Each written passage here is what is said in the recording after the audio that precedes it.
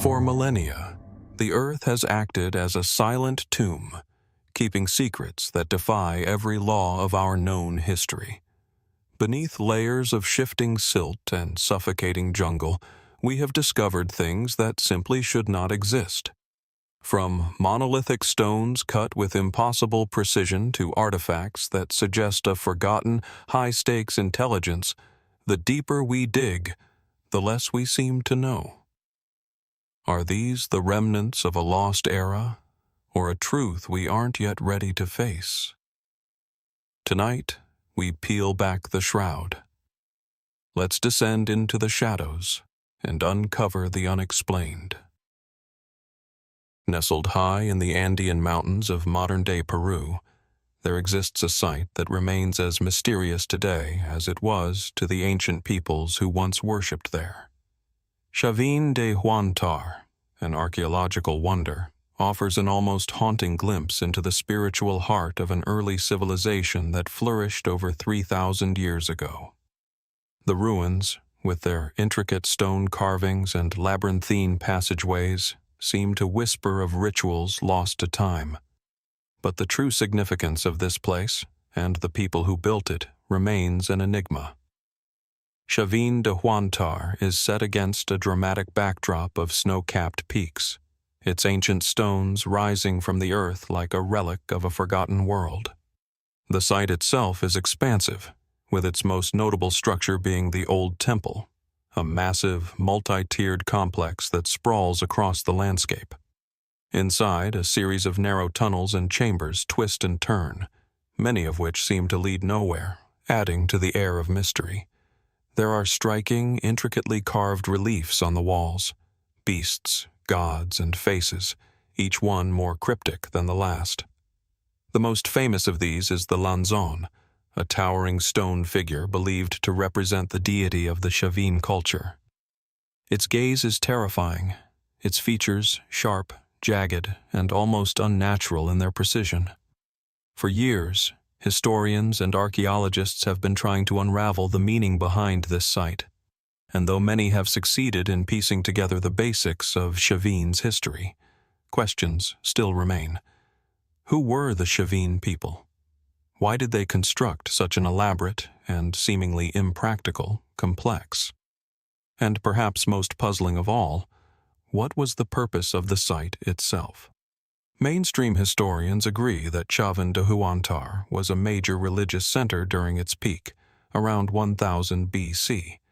The Chavín people, it is believed, were not an empire in the conventional sense, but rather a network of communities bound together by their shared religious practices and the belief in a powerful, unseen force that connected them all.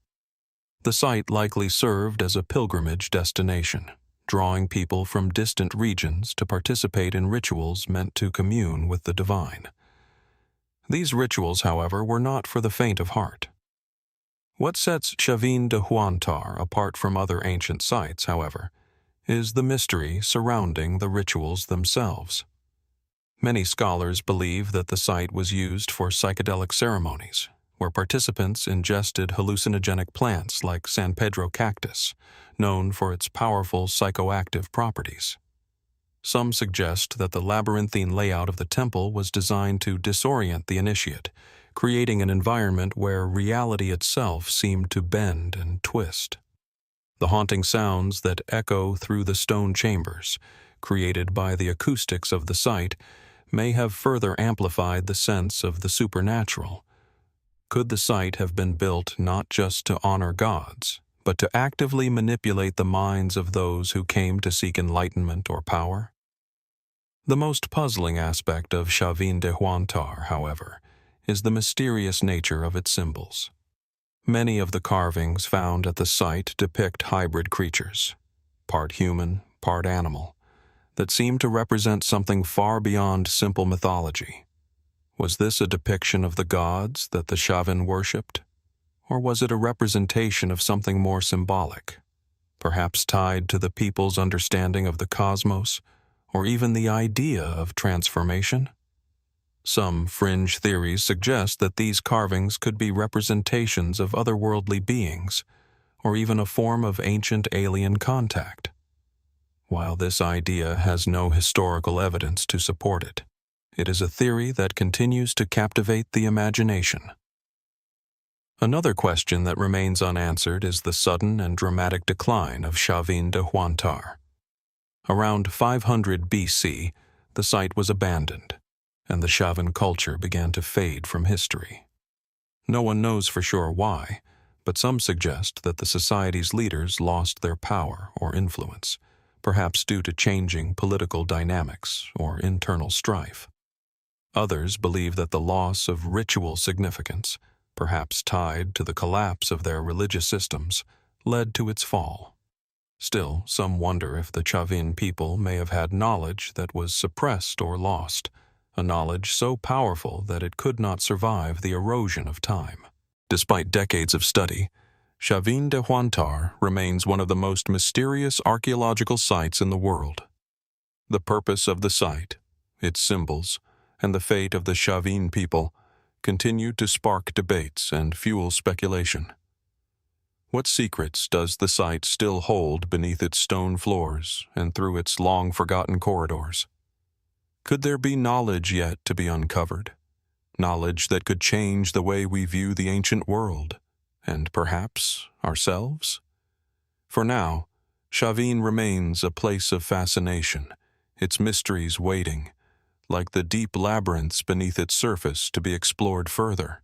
As we continue our journey through the forgotten corners of history, we now find ourselves transported to the vast, desolate expanse of southeastern Iran, where the ruins of Shahr-e Sukhteh rise like silent sentinels to a long-lost civilization.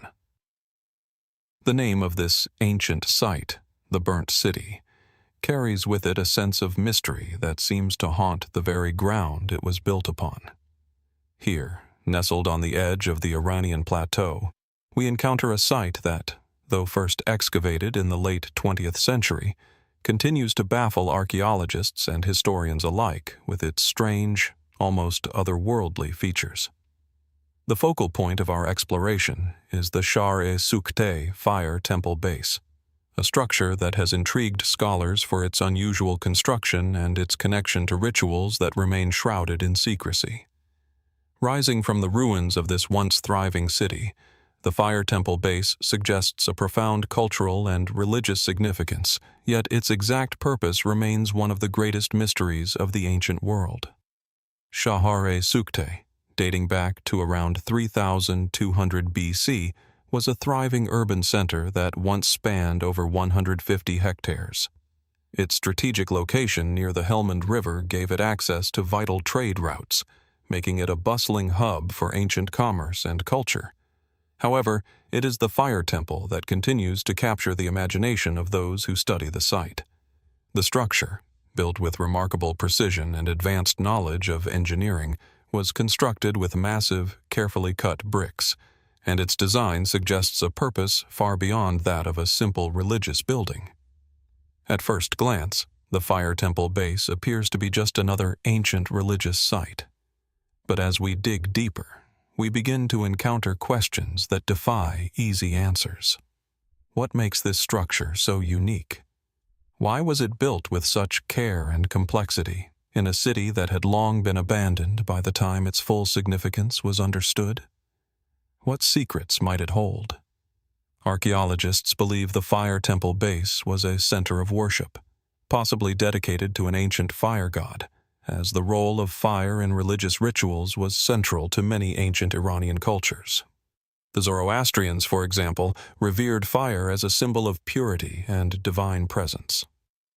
Could Shahr-e Sukhteh's temple have been an early precursor to Zoroastrian practices, a place where fire rituals were performed in an attempt to commune with gods, or perhaps to secure the favor of the divine? The scale of the structure, with its imposing walls and distinct shape, suggests a highly organized society, deeply committed to spiritual practices. But what sets this particular site apart from other ancient fire temples is the discovery of a series of bizarre artifacts, some of which have perplexed researchers. Among them are small, intricately crafted figurines and pottery that appear to depict hybrid creatures, part human, part animal. These figures bear a striking resemblance to depictions found at other ancient sites, such as those of the Chavín culture in the Andean highlands, raising the question, were these cultures somehow connected? Did ancient civilizations spread knowledge and beliefs across vast distances long before we imagined possible? In addition to the figurines, archaeologists have uncovered evidence suggesting that the people of Shahr-e Sukhteh may have engaged in rituals involving hallucinogenic substances, similar to those found in other ancient cultures. Traces of opium have been detected in the remains of pottery vessels, hinting at the use of mind-altering substances in religious ceremonies. Could these substances have been used to induce visions of the divine, to commune with unseen forces? Or was there something more sinister at play, a form of spiritual manipulation that remains beyond our understanding? But even more intriguing than these ritual objects is the architecture of the fire temple itself. The building's unusual layout and design suggest it may have had a specific purpose beyond simple worship. Some researchers speculate that it could have been a site for astronomical observation, aligning with celestial bodies in a way that could have been used to mark significant events in the ancient calendar. Others propose that the temple's fire may not have been just symbolic, but was part of a broader system of advanced knowledge, perhaps even an ancient form of energy production or ritualistic alchemy, practices far beyond what was thought possible for this early period in history. Still, despite decades of excavation and analysis, many questions remain unanswered. What was the true function of the fire temple base at Shahr-e Sukhteh? Did it serve as a site of religious significance, or was it something more, a place of ancient knowledge and power? And why did the city of Shahr-e Sukhteh fall into decline around 1500 BC, leaving behind a mystery that would not be solved until millennia later? As with so many ancient sites, the more we learn, the more we realize how little we truly understand. Shahr-e Sukhteh stands as a monument to a civilization that flourished long before the rise of the great empires of the ancient world. Yet it remains a ghost, its secrets locked within the ruins of its fire temple and scattered throughout its long-abandoned streets. What else lies buried beneath the earth? What knowledge, lost to time, still waits to be uncovered? For now, the fire temple base of Shahr-e Sukhteh remains an enigma, one of the many ancient mysteries that, no matter how much we uncover, refuses to reveal all its secrets. As we continue our exploration of ancient, enigmatic sites that stretch the boundaries of history and imagination, we now journey to the dry, wind-swept plains of northern Peru, where the Túcume Pyramids rise like forgotten sentinels of a long-lost civilization. Located in the Lambayeque Valley, Túcume is home to a sprawling complex of over 26 monumental pyramids, constructed by the ancient Sican culture, also known as the Lambayeque culture, around 1,000 to 1,500 years ago. These pyramids, made from adobe and clay, stand in stark contrast to the harsh, arid landscape, their ancient stones telling a story that is as much about mystery as it is about human ambition. The largest of these pyramids, known as Huaca Larga, the Long Pyramid, stretches nearly 700 meters in length, making it one of the largest structures of its kind in the Americas. Yet, despite its imposing size and the obvious effort required to construct such a monumental site, little is known about its true purpose. Archaeologists have long debated the nature of the Túcume Pyramids, suggesting that they were used for religious ceremonies, burials, or as the seat of a powerful elite. However, the lack of written records and the passage of time have obscured many of the site's original intentions, leaving behind a complex puzzle of theories and speculation. One of the most striking features of the Túcume Pyramids is their arrangement. The pyramids, built in the shape of stepped platforms, are laid out in a manner that suggests a deliberate design.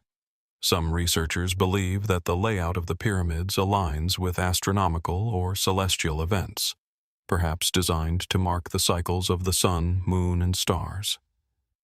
The alignment of Huaca Larga, for example, with the nearby Huaca Las Balsas and other pyramidal structures, hints at a sophisticated understanding of the cosmos, one that was likely central to the religious and cultural life of the Sican people.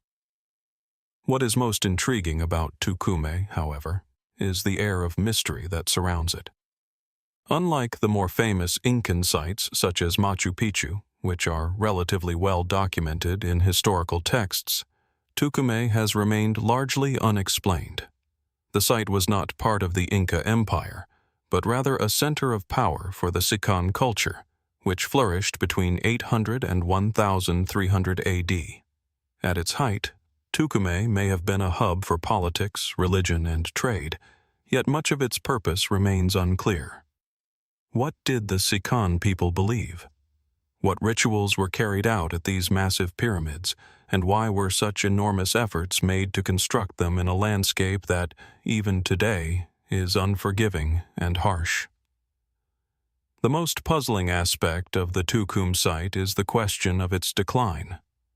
Around the 15th century, the Sican civilization, like many ancient cultures, seems to have disappeared, leaving behind only traces of their once great civilization. Some believe that Túcume fell victim to the expanding Inca Empire, which overtook much of the region in the early 1400s. Others suggest a more mysterious end, perhaps an environmental collapse or internal strife brought about by changes in trade routes or political instability. Could the site's decline have been the result of forces beyond human control, like an ecological disaster? Or was it the result of human greed and power struggles? One of the most compelling features of Túcume is its location. Nestled at the base of a series of large hills, some of which are shaped in a way that evokes strong feelings of mystery. These hills are referred to as the Pyramids of the Hills, because their shapes appear to mimic the forms of pyramidal structures, though they have not been excavated or studied in detail. Could these hills be natural formations, or were they intentionally shaped by the Sican people? Some believe that the hills may have served as part of a larger, more complex system of religious or political control, perhaps acting as symbols of power or authority. Could the hills themselves hold ancient secrets, offerings, tombs, or hidden chambers that still remain undiscovered? In addition to the pyramids themselves, excavations at Túcume have uncovered a wealth of artifacts, pottery, jewelry, and human remains that speak to the wealth and sophistication of the Sican culture. Among the most remarkable finds are the golden tombs, where the remains of elite individuals were discovered, surrounded by ornate burial goods. These tombs have provided crucial insights into the lives of the Sican people, suggesting a highly stratified society in which the elite were afforded great wealth and privilege. The golden artifacts, in particular, have sparked further speculation. Could the Sican people have had advanced metallurgical techniques far beyond what was previously thought possible? Some have even suggested that these advanced techniques could have been passed down from even older, lost civilizations, though there is little evidence to support this claim. As with many ancient sites, Túcume is not just a place of historical curiosity. It is a site of spiritual significance. In recent years, some have proposed that the pyramids were not merely centers of political power, but places of deep spiritual meaning, where rituals and sacrifices were performed to appease the gods and control the forces of nature. Evidence of human sacrifice, while not conclusive, has been found at Túcume, and many scholars believe that the Sican people may have believed their rulers held a divine connection to the gods, and that sacrifices were necessary to maintain cosmic balance. But as we explore the Túcume pyramids, we are left with more questions than answers. Why did the Sican people go to such great lengths to construct these massive pyramids in such a harsh environment? What was the true purpose of the site? And how did it relate to the larger world of ancient Peru? Was Túcume a reflection of the power of the elite? Or was it a place of spiritual and cosmic significance, tied to the very fabric of the universe itself? Túcume, with its awe-inspiring pyramids and mysterious past, stands as a testament to the ingenuity and complexity of the Sican civilization. Yet, as with so many ancient sites, much remains hidden beneath the sand. Could there be further secrets buried in the valley? Undiscovered chambers or hidden treasures that might one day unlock the true purpose of the pyramids? As we continue our search for answers, Túcume reminds us that the past is never fully revealed, and that some mysteries are destined to remain unsolved, leaving us to wonder what may still lie beneath the ancient earth, waiting to be uncovered. As we continue our exploration of the world's most bizarre and enigmatic archaeological sites, we now turn our gaze toward a remote hill in Sardinia, Italy, where the ancient structure of Monte da Codi sits quietly, shrouded in mystery. Overlooking the fertile plains of the island's northwest, this strange and unique site has stood for thousands of years, its origins and purpose remaining largely unknown. Monte da Codi is often described as an ancient megalithic structure, but calling it merely that doesn't quite capture its peculiarity. Rising from the landscape like an enormous ancient altar, it is far more than a simple mound or ceremonial site. The monument itself is an imposing stepped platform, measuring about 27 meters in length, 17 meters in width, and towering almost 5 meters high. Constructed from stone, it bears the unmistakable design of a ziggurat, an architectural form more often associated with ancient Mesopotamia than the Mediterranean. But what could this foreign style of construction mean, and why was it built in this remote corner of the ancient world? Discovered in 1954, Monte da Codi's strange design immediately raised questions. Unlike the typical Bronze Age structures found on Sardinia, which often consist of simple tombs or dwellings, Monte da Codi's layout seems to suggest a far more complex and perhaps ritualistic purpose. The structure consists of several terraces, each step smaller than the one below it, giving it the appearance of a monumental pyramid, yet with no clear parallel in the region's known architecture. Atop this structure, a flat platform, which may have once supported a sanctuary or an altar, further deepens the enigma of its intended use. Scholars generally agree that Monte da Codi was constructed during the Ozieri culture period, around 3000 BC.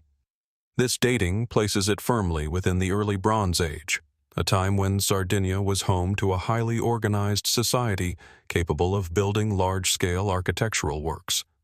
But the question remains, why was such an elaborate structure built in a time and place where most other cultures in the Mediterranean were focusing their energies on simpler forms of construction, such as stone circles or burial mounds?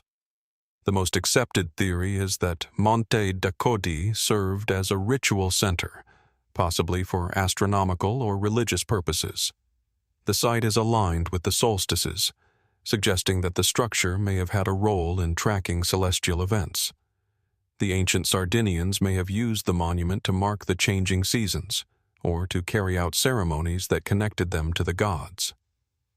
Could the ziggurat's unusual design be intended to recreate the sacred mountains of the gods, symbolically elevating those who ascended to its peak closer to the divine? The idea that Monte da Codi was a place of connection between heaven and earth has been proposed by numerous researchers, though it remains speculative. The most compelling evidence for its ritual significance comes from the structure's relationship to sacrifices and offerings. Numerous pottery fragments, animal bones, and other ritual items have been found at the site, hinting that the monument may have been used for ceremonial purposes, possibly involving animal sacrifices. The discovery of a fire pit at the summit further supports this idea, suggesting that fire may have played a key role in whatever rites took place here. These findings align with the idea that the people of Monte da Codi sought to appease deities or forces beyond their understanding, an idea common in many ancient cultures. Yet, despite these intriguing clues, there is still much that remains unknown about the site. Unlike other megalithic structures, such as Stonehenge in England or the Pyramids of Egypt, Monte Dakoti has not yielded any clear evidence of the specific religious practices carried out there. No inscriptions or detailed records have been found to explain the symbolism behind the structure. In fact, one of the most perplexing aspects of Monte Dakoti is the complete lack of a definitive written record to tie it to any known culture or belief system. Unlike the well-documented civilizations of the ancient Near East, the Sardinian societies of the Bronze Age did not leave behind written texts or codified religious doctrines to guide our understanding of their practices. We are left to interpret the remains of their world through fragments of pottery and scorched stones, clues that only lead to more questions. In recent years, more speculative theories have emerged, proposing that the strange design of Monte Dakoti may have deeper connections to other ancient cultures. Some researchers have drawn comparisons between Monte Dakoti and the ziggurats of ancient Mesopotamia, massive stepped structures believed to have served as temples or platforms for religious worship. Could there have been a cultural exchange between these distant societies? Did the builders of Monte Dakoti somehow share knowledge with the ancient Sumerians or Akkadians, cultures separated by vast distances but who shared common architectural forms? Some have even wondered whether the monument's design could be evidence of a lost, ancient civilization that once spanned the Mediterranean and beyond. Could Monte Dakoti be a remnant of a forgotten culture that predated even the Sumerians and Egyptians? These ideas remain highly speculative, but they fuel the fascination with the site. Equally mysterious is the question of why Monte Dakoti was abandoned. Around 1800 BC, the site fell out of use, and the people who once built and revered this monument disappeared. Were they displaced by external invaders, or did they simply abandon their ancestral home for reasons unknown? Some have suggested that the decline of Monte Dakoti may have been tied to shifts in religious practices or changes in the political landscape of Sardinia. Perhaps the ancient rituals once performed here lost their significance, or perhaps the land itself became inhospitable, forcing the community to move elsewhere. Still, the exact cause remains elusive. As with so many ancient sites, Monte Dakoti continues to invite more questions than it answers. Its strange design, its apparent astronomical alignment, and the remnants of ancient rituals suggest that it held profound significance for those who built it. But without written records, the true meaning of the monument remains locked in time. Was it a temple to the gods, an astronomical observatory, or a powerful symbol of the connection between the divine and the human? Could there be more hidden beneath the earth, waiting to be uncovered? Ancient artifacts or hidden chambers that may one day shed light on the mysteries of Monte Dakoti. For now, the monument stands silent, a monument to a people long gone but not forgotten, and a testament to the enduring mysteries that continue to captivate our imagination. What lies beneath the surface of this ancient hill? And what more can we discover about the lost cultures that shaped the early history of the Mediterranean? Only time will tell. As we shift our focus from the ancient megaliths of Sardinia to the far-flung shores of Easter Island, we encounter a site that continues to puzzle and intrigue archaeologists, historians, and explorers alike. Easter Island, or Rapa Nui, is famous for its iconic moai statues, massive stone figures that seem to gaze silently across the island, their origins and purpose still veiled in mystery. But beneath the towering figures, hidden among the island's windswept landscapes, lies another enigma, the Ahu Vinapu Platform, a site that has sparked debate for decades due to its unusual construction and unexplained origins. Ahu Vinapu is located on the southern coast of Easter Island, and it is one of the many Ahu, the ceremonial platforms that served as the foundation for the moai statues. Yet, Ahu Vinapu stands apart from the others in a striking and puzzling way. The platform is composed of finely cut stones, many of which are precisely fitted together, with no mortar or cement to hold them in place. The seams between the stones are so tight that it is often said that not even a knife blade could fit between them. This remarkable craftsmanship is reminiscent of stonework found in other ancient cultures, most notably the Inca civilization in the Andes, known for its ashlar masonry, a technique of cutting and fitting stones with extraordinary precision. The question immediately arises: could the builders of Ahu Vinapu have had knowledge of Inca construction techniques, or is there another, more mysterious explanation for this extraordinary stonework? The precise nature of the platform at Ahu Vinapu is one of its most striking features. While most of the Ahu on Easter Island are constructed from rough, uneven stones, Ahu Vinapu is built from massive blocks that are skillfully shaped and arranged to create an incredibly stable structure. The alignment and craftsmanship are unlike anything else found on the island, which suggests that the builders of Ahu Vinapu had a far more advanced understanding of stonework than their counterparts elsewhere on Easter Island. This anomaly has led some to speculate that Ahu Vinapu may have been the work of a more advanced civilization, perhaps even one that predates the known Polynesian settlers of Easter Island. One of the most compelling aspects of Ahu Vinapu is its location and its alignment with the island's astronomical features. The platform faces a narrow gap in the hills that perfectly aligns with the setting sun during the equinoxes. Such precision in alignment suggests that the builders had a keen understanding of the celestial movements and may have used the platform for astronomical or ritual purposes. Some researchers believe that the platform may have been used for ceremonies connected to the sun, and that the finely crafted stones were intended to symbolize the connection between the earth and the heavens.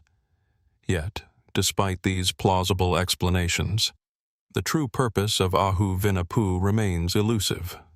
The stonework is unlike anything else on the island, and its precision challenges our understanding of the skills and knowledge of the ancient people who built it. How could a culture, isolated on a remote island in the Pacific, have developed such advanced construction techniques? Was there a deeper, more complex society on Easter Island before the Polynesians arrived? One that left behind only this fragmented legacy?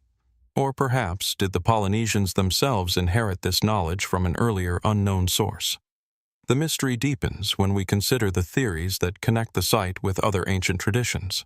Some fringe theories suggest that Ahu Vinapu could be a remnant of a lost civilization that once spanned the Pacific.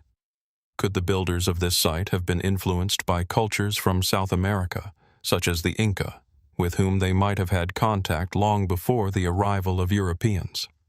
The idea that there may have been long-distance maritime contact between ancient peoples of the Pacific and South America is not new, but it remains highly speculative. While there is no concrete evidence to support this theory, the extraordinary stonework at Ahu Vinapu continues to fuel such speculation. Another theory posits that Ahu Vinapu could have been built as a form of protection, a fortified structure designed to defend against invaders or rival tribes. The precise stonework might have been intended not just for ceremonial purposes, but also to create a structure that could withstand the ravages of time, the elements, and even human conflict. Could it have been a place of refuge, or perhaps a stronghold for an elite group within the island's society? What makes Ahu Vinapu even more puzzling is its eventual destruction. Like many other Ahu on Easter Island, the platform was partially dismantled or destroyed over time, likely due to internal conflict among the island's inhabitants. The moai statues that once adorned the platform were toppled, and the site fell into ruin. But unlike other platforms, Ahu Vinapu shows signs of a more violent destruction, with some of the finely cut stones appearing to have been deliberately shattered or removed. Was this a purposeful act of destruction, an effort to erase the power of a specific group or belief system? Or did this represent a collapse of the island's social order, when the knowledge of advanced stonework was lost, along with the skills to maintain such monuments? In addition to the physical destruction of the site, there is the curious matter of its role in the broader history of Easter Island. The island's unique culture is characterized by its isolated development, but it is clear that the islanders underwent a period of significant societal upheaval, especially after the collapse of the Moai-centered religious system. Theories abound about what might have caused this sudden shift: environmental factors, internal strife, or even the arrival of external influences. Could Ahu Vinapu, with its enigmatic construction, hold clues to understanding this dramatic transformation? The questions surrounding Ahu Vinapu are not easily answered. Its extraordinary stonework, its alignment with celestial events, and its mysterious destruction suggest that this platform played a far more significant role in the history of Easter Island than previously thought. Could it be that Ahu Vinapu is a remnant of an earlier forgotten civilization, one that left behind this monument as a testament to their knowledge and power? Or was it the work of the island's later inhabitants, whose skills and understanding were far more advanced than we typically give them credit for? For now, the platform at Ahu Vinapu remains an enduring mystery, standing quietly against the backdrop of Easter Island's windswept plains. The more we learn about it, the more questions arise. What secrets does it hold beneath its weathered stones? And will we ever truly uncover the full story behind this enigmatic site? Or will it remain, like the other mysteries of Easter Island, locked in silence forever? Only time and perhaps further exploration can answer these questions. As we move from the remote landscapes of Easter Island to the heart of the American South, we encounter another mystery, one that sits quietly among the rolling hills of Alabama. Here, tucked within the rich earth, lies an ancient site known as Moundville Earthworks, a sprawling complex of earthen mounds that dates back over 1,000 years. This site, though largely forgotten by modern society, once served as a center of power and culture for the Mississippian peoples, who thrived in the region from roughly 1000 A.D. to 1450 A.D. Today, Moundville stands as a testament to their lost civilization, its purpose, and the intricacies of its design still shrouded in uncertainty. The site is composed of 29 mounds, arranged in a deliberate pattern, some reaching heights of over 30 feet. These mounds are carefully constructed from layers of dirt, gravel, and clay, and many were once topped with wooden structures, making them monumental markers of the Mississippian world. But it is the precise arrangement of these mounds that captures the imagination. The layout appears to be not just random construction, but a conscious design, each mound strategically placed to form a larger, coherent whole. At the center of it all is a large plaza, the heart of Moundville, where ceremonial events, gatherings, and possibly even rituals were held. As you stand within the boundaries of the site, it becomes clear that Moundville was far more than a settlement. It was a place of significant cultural, political, and spiritual meaning. Scholars agree that the mounds were likely used for both residential and ceremonial purposes, with the largest mounds reserved for the elite, chiefs, priests, and other influential members of society. These leaders would have lived atop these platforms, their residences elevated above the common people, who inhabited the lower mounds. Archaeological evidence supports this, with excavations revealing evidence of elaborate burial practices and rich offerings beneath many of the mounds, including pottery, tools, and even human remains. But despite the wealth of archaeological data, Moundville's true purpose remains elusive. What exactly was its function? While some theorize that the site was a political and religious hub, serving as the capital of a powerful Mississippian chiefdom, others suggest that it may have had more cosmic or spiritual significance. The careful placement of the mounds hints at a possible alignment with celestial events, perhaps marking the solstices, equinoxes, or the movement of stars and planets. Could the layout of Moundville have been designed to mimic the cosmos, serving as a physical manifestation of the heavens on Earth? Adding to the mystery is the deliberate and advanced engineering of the site. The earthworks themselves are a testament to the Mississippians' sophisticated understanding of construction. How were these massive mounds built without the wheel or draft animals? The labor required to construct these monumental structures would have been enormous, suggesting a highly organized society capable of coordinating such an effort. But more than that, the alignment of the mounds and the overall layout of Moundville indicate that the site was designed with a level of precision and purpose that goes beyond the mere practical needs of a settlement. Was Moundville built with cosmological or religious intentions, or was it a political statement of power, demonstrating the Mississippians' dominance over the land and people? One of the more intriguing aspects of Moundville is the mystery surrounding its eventual abandonment. By the mid-15th century, the site had been largely deserted, its once thriving population scattered, and its ceremonial centers left in disrepair. Some scholars attribute the decline of Moundville to shifting trade routes, which may have undermined the site's economic and political importance. Others suggest that environmental factors, such as soil depletion or flooding, could have led to the collapse of the Mississippian culture in the region. However, these explanations do not account for the rapidity with which the site was abandoned, nor do they explain the apparent suddenness of its decline. Some fringe theories have suggested more speculative explanations for Moundville's fall. Could the site have been abandoned due to internal strife or conflict between rival factions? Were the mounds left unfinished, or did they mark the site of a cultural or religious collapse, where a belief system or societal order was overturned? Even more mysterious is the possibility that Moundville's abandonment was tied to the arrival of new cultural influences, perhaps from the ancient cultures of the southeast, or even further afield.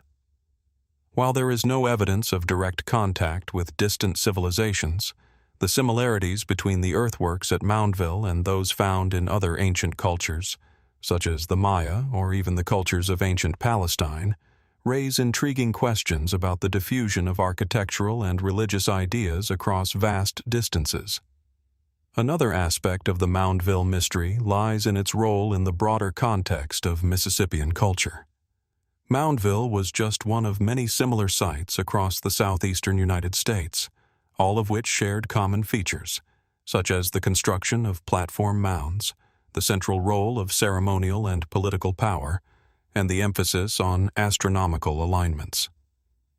Yet, no written records have been found that can shed light on the specific cultural or religious practices of the Mississippians, leaving us to interpret the significance of these earthworks through the remnants of their material culture. Could Moundville, along with its sister sites, have represented a lost religious or political system, one whose full understanding was wiped out as the Mississippian culture fell into decline? The disappearance of Moundville and the collapse of the Mississippian chiefdoms remain an open question. Some researchers point to the arrival of European settlers in the 16th century as a major turning point in the region's history, but this does not fully explain the decline that occurred centuries earlier. Could the ultimate fate of Moundville be tied to forces we have yet to understand? Social upheaval, changes in belief systems, or even contact with other unknown cultures? The more we explore Moundville earthworks, the more we are confronted with questions that seem to resist simple answers. Its monumental earthworks and mysterious alignment speak of a sophisticated society that understood much about the world around them, yet much of their culture remains hidden, locked away beneath the mounds themselves. What were the true beliefs of the Mississippian people? What knowledge did they possess, and why did they choose to build such an extraordinary site? Moundville stands as both a testament to their achievements and a lingering riddle that continues to beckon those who seek to understand the mysteries of ancient North America. As we uncover more, one thing is clear. Moundville still holds many secrets, secrets that might change the way we understand the ancient world. As we leave behind the mounds and earthworks of ancient North America, our journey now takes us to the heart of southern Spain, where a stone structure stands as a silent enigma, its origins and purpose still shrouded in mystery. The Dolmen of Menga, a massive megalithic burial chamber, looms in the Andalusian countryside, its towering stones defying the passage of time. Dating back over 5,000 years to the early Neolithic period, it remains one of the most awe-inspiring and puzzling structures in Europe. With its enormous stone slabs and intricate alignment, the Dolmen of Menga raises questions that stretch far beyond its obvious function as a tomb. What was its true purpose? Who were the people who built it, and what knowledge or beliefs inspired such a monumental undertaking? The Dolmen of Menga is located near the town of Antequera, surrounded by the vast, rolling hills of the Andalusian plain. Standing at the entrance of the dolmen, one is immediately struck by the scale and weight of the stones. The structure is composed of large, roughly hewn stones, some of which weigh as much as 180 tons.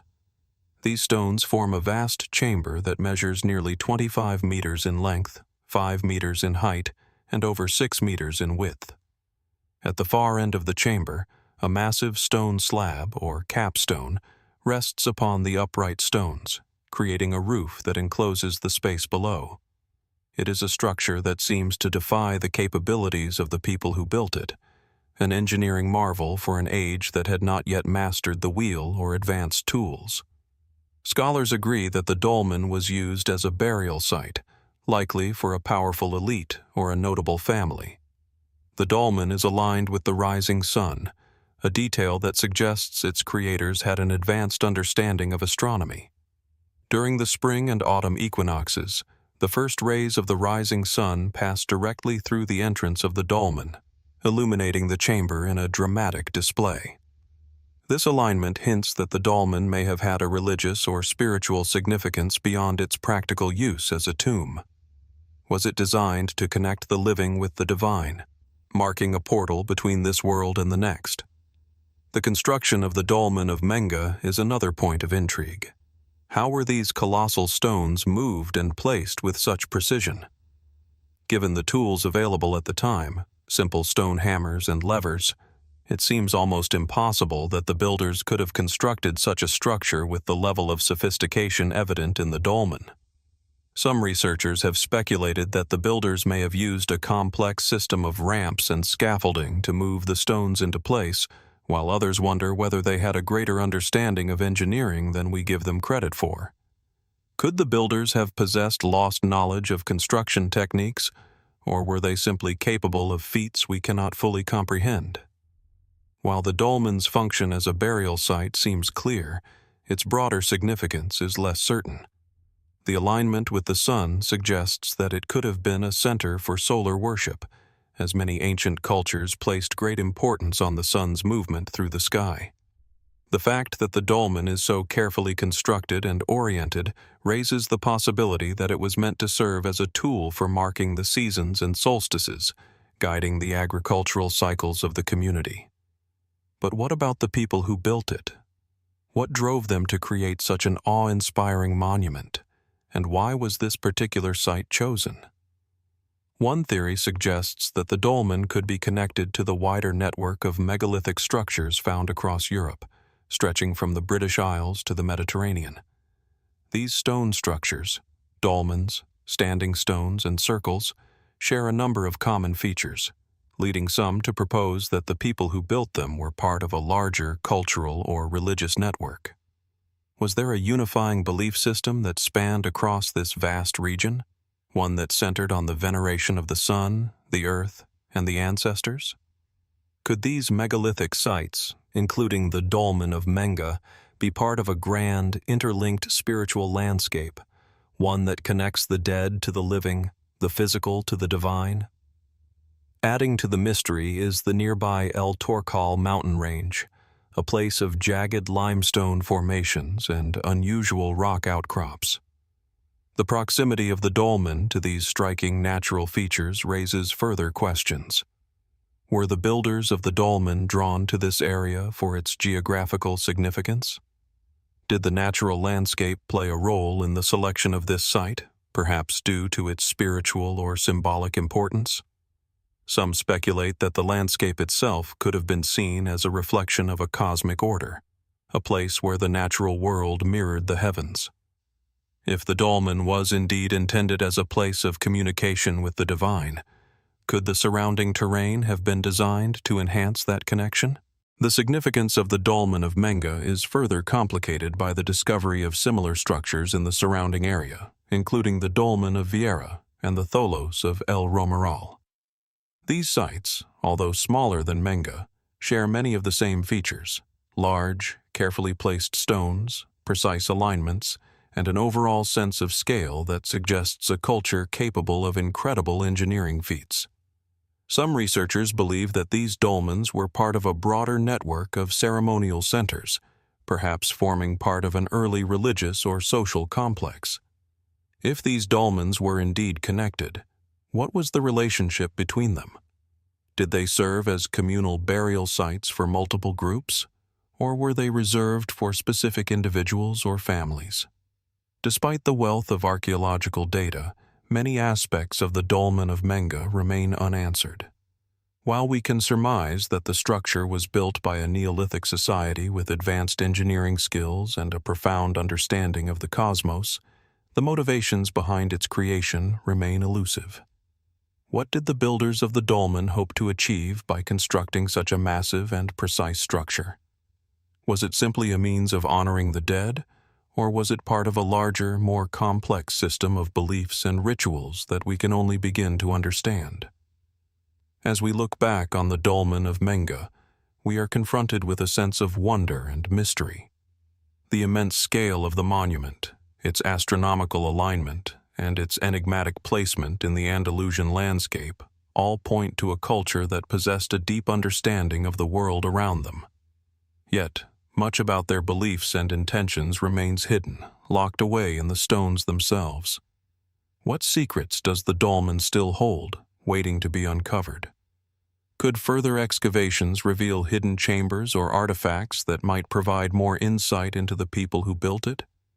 Or will the Dolmen of Menga remain one of those great mysteries of the ancient world, an awe-inspiring monument to a long-forgotten culture, its true purpose forever obscured by the sands of time? As we continue to explore the world's bizarre and ancient mysteries, the Dolmen of Menga stands as a reminder that even the most impressive feats of human engineering can still harbor secrets beyond our reach. Perhaps one day we will uncover the answers that lie hidden beneath the stones. But for now, the mystery remains, and we are left to wonder: what knowledge, beliefs, and lost histories are contained within this ancient monument, waiting to speak to us from the past? As we continue our journey through the world's most mysterious and bizarre ancient sites, we now find ourselves in the heart of Rajasthan, India, where one of the most astonishing and enigmatic structures in the world lies hidden in plain sight.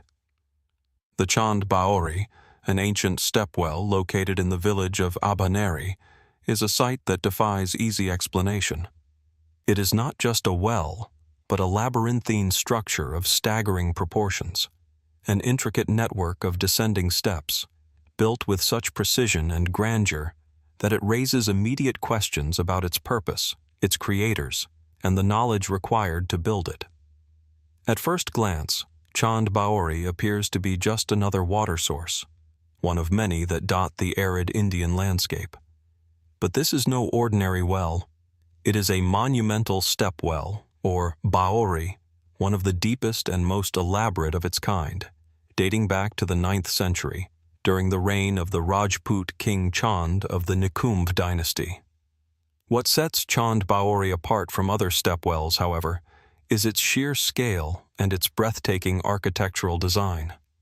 The well is a rectangular pit that plunges a remarkable 30 meters, 100 feet, into the earth, and it is surrounded by 13 stories of steep, symmetrical steps, each carved into the stone with an almost geometric precision. The structure is flanked by walls adorned with intricate carvings and patterns, many of which depict scenes of daily life, animals, and gods, details that hint at the cultural and religious significance of the site. The steps themselves, more than 3,500 in total, descend in a series of narrow, almost vertiginous staircases that create a visually stunning effect.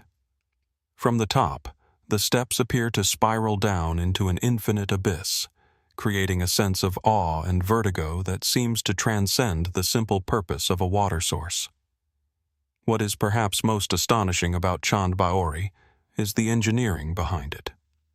The precision with which the steps are laid out, combined with the depth of the well and its architectural intricacy, suggests an advanced understanding of geometry and construction far beyond what one might expect for a structure built over 1,000 years ago. In a time when large-scale architectural projects were few and far between, the creators of Chand Baori managed to build not just a functional well, but an awe-inspiring monument that marries form and function in a way that still captivates us today. But the deeper one looks into the history of Chand Baori, the more questions arise. What was the true purpose of such an elaborate structure? While it is clear that the stepwell was designed to collect and store water, an essential function in the arid climate of Rajasthan, it seems almost too grand to serve as just a practical utility. The scale and artistry of the design suggest that it may have been used for something more than just drawing water. Was it a ceremonial space? A sacred site for worship and ritual? Some speculate that the depth of the well and its geometrically perfect steps could have been designed to represent a journey to the underworld, a symbolic descent that mirrored spiritual beliefs about life, death, and rebirth. Could it have served as a place for purification rituals or a space for meditation and spiritual reflection? The design of Chand Baori, with its repeated steps and symmetrical form, seems to evoke notions of cosmic order, as though it were a visual representation of the interconnectedness of all things, of the cycle of life, death, and the eternal flow of water.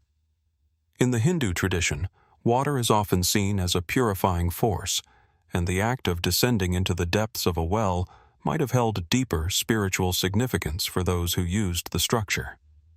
Further adding to the mystery is the question of who exactly built Chand Baori. While the stepwell is attributed to King Chand, little else is known about the people who constructed it. The Rajput kings of Rajasthan were known for their grand architectural projects, and it is likely that the workers who built Chand Baori were skilled artisans and laborers, but the level of expertise required to construct such a sophisticated and precise structure suggests that there may have been knowledge passed down from an even earlier period. Could the builders have had access to lost or forgotten techniques? The alignment of the structure, with its perfectly symmetrical layout and geometrically precise steps, hints at a level of understanding that could have involved more than just practical knowledge. There are also whispers of mystical or esoteric connections associated with the well. Some believe that the depth and complexity of Chand Baori's design reflect ancient knowledge of astronomy or sacred geometry. Could this well, in its perfect alignment and intricate design, have been built to mark celestial events, such as solstices or equinoxes? Did the builders intend for the structure to serve as a cosmic map, linking the heavens to the earth? The precision with which the steps are arranged, combined with the site's stark beauty, suggests that the people who built Chand Baori may have viewed it not just as a well, but as a symbol of something much larger, a physical manifestation of the mysteries of the universe itself. Adding to the intrigue is the fact that Chand Baori is not an isolated structure. Throughout India and beyond, there are many other stepwells, but few are as grand or as mysterious as this one. Could Chand Baori be part of a larger network of sacred sites, each designed with similar cosmic or spiritual significance? Were there other, now lost structures like it, built in ancient times to represent the union of man, nature, and the divine? The lack of written records surrounding Chand Baori means that we can only speculate about its deeper meaning and its place within a larger cultural context. Equally puzzling is the fact that, despite its grandeur, Chand Baori seems to have been forgotten for centuries. While it was once a prominent and well-used site, the stepwell fell into disuse and obscurity as the region's population shifted and the urban centers of Rajasthan grew. What caused this dramatic shift? Was it a change in religious practices, or perhaps the arrival of new technologies that made stepwells obsolete? Or did the meaning of the site itself fade as the world around it transformed? As we stand before the steps of Chand Baori today, it is hard not to feel a sense of awe and reverence. The enormity and intricacy of the structure are humbling, and yet it remains an enigma. How did the builders of this ancient well possess such advanced knowledge of engineering and geometry? What was the true purpose behind its design? And what did the people of ancient Rajasthan hope to achieve by constructing such a grand and mysterious monument?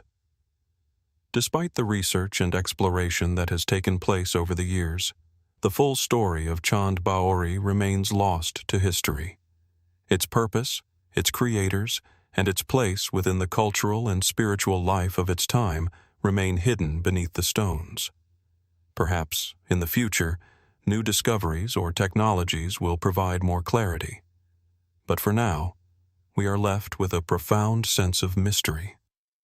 Chand Baori stands as a reminder of the lost knowledge and forgotten secrets of the ancient world, secrets that, like the water it once held, may never fully surface. As we move from the intricately designed stepwells of India to the arid plains of modern-day Iran, we arrive at another enigmatic monument that raises just as many questions as it answers.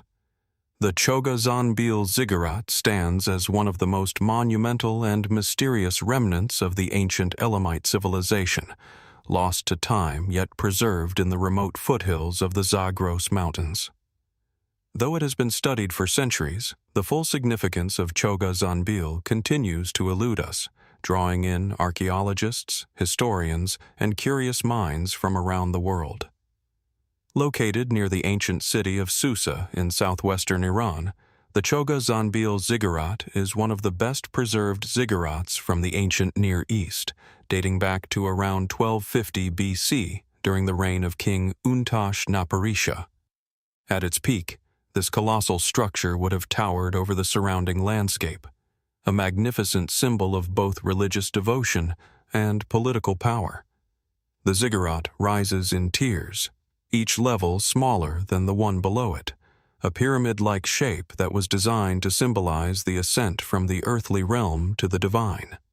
From the top of this monumental structure, priests and rulers could have surveyed the sprawling city below, their connection to the gods visualized in stone and height. But even as we marvel at the grandeur of the ziggurat, questions about its purpose, construction, and ultimate fate remain unanswered.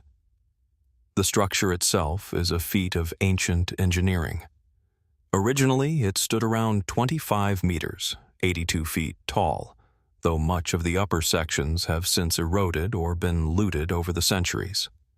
The base is a massive platform, measuring roughly 105 meters on each side, with a series of terraces that rise steeply from the earth. These terraces, constructed from mud brick and faced with fired brick, would have been visible from miles away, signaling the presence of an important city and its religious heart. The purpose of such an imposing structure seems clear. It was meant to be a center of worship and a symbol of divine order. But to whom was it dedicated? The answer may not be as straightforward as we might think. It is widely accepted that the Chogha Zanbil Ziggurat was dedicated to the Elamite god Inshushinak, a deity worshipped as a protector of the region and the patron of the city of Susa. However, the very nature of ziggurats and their role in Mesopotamian and Elamite cultures points to a deeper, more complex significance.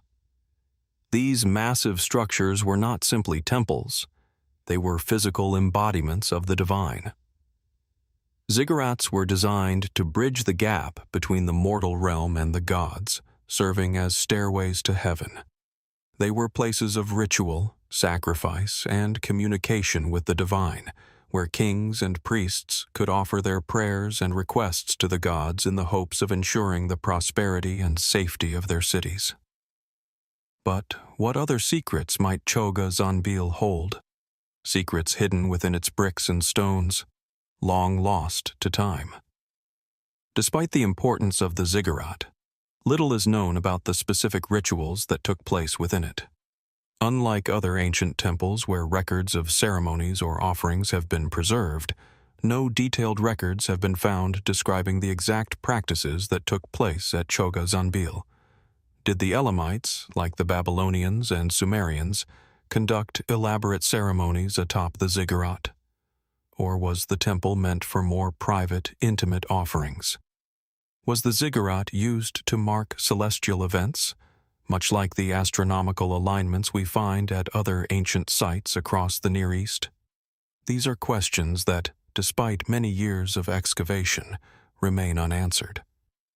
Adding to the mystery of Chogha Zanbil is the question of why such a grand structure was built in the first place. Why go to such immense lengths to construct a monumental ziggurat in a region that, at the time, was not as heavily populated as other Mesopotamian centers like Babylon or Ur? The Elamite civilization, while powerful, was often in competition with the Babylonians and Assyrians for dominance in the region. Could this ziggurat have been built as a way of asserting the city of Susa's place in the larger political and religious landscape of the ancient Near East? Some researchers speculate that the ziggurat was intended to demonstrate the power and piety of the Elamite kings, perhaps signaling their divine right to rule. But could there have been other reasons for its construction, ones that we have yet to fully comprehend? In addition to the structure's purpose, its construction itself raises intriguing questions.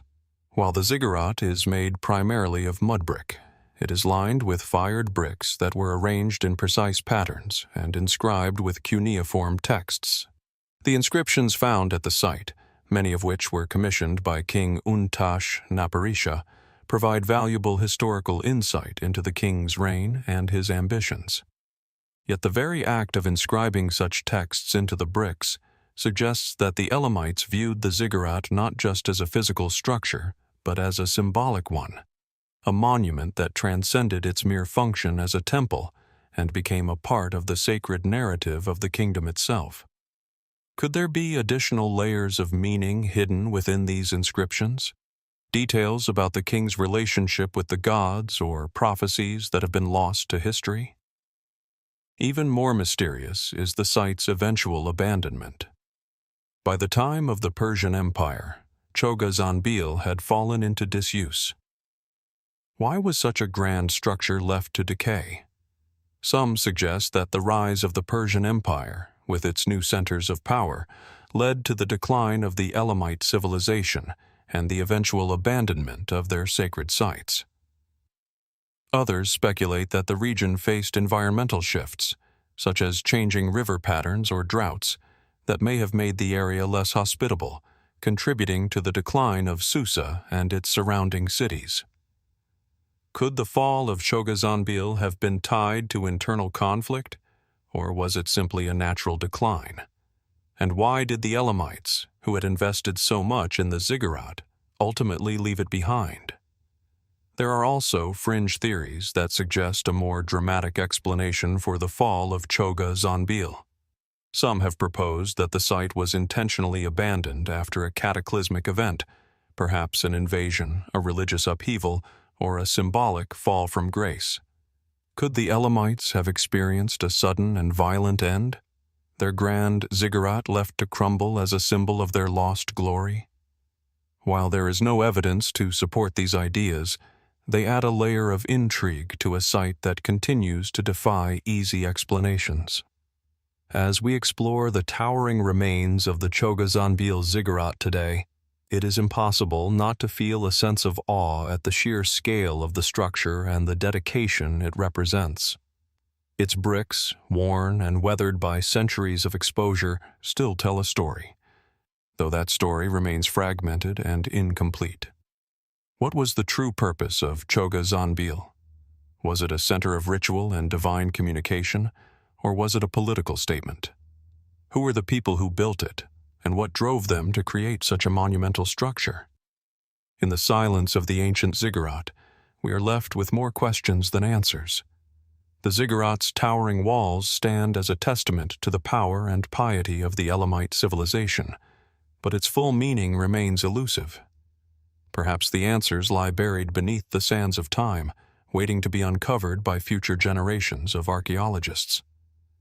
Until then, we can only wonder what other secrets the Chogha Zanbil Ziggurat holds, hidden within its ancient bricks and inscriptions, waiting to be revealed.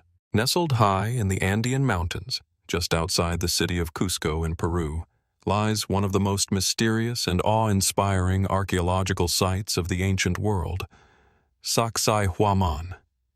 This massive complex of stone walls, terraces, and structures stands as an enduring testament to the advanced engineering and architectural prowess of the Inca civilization.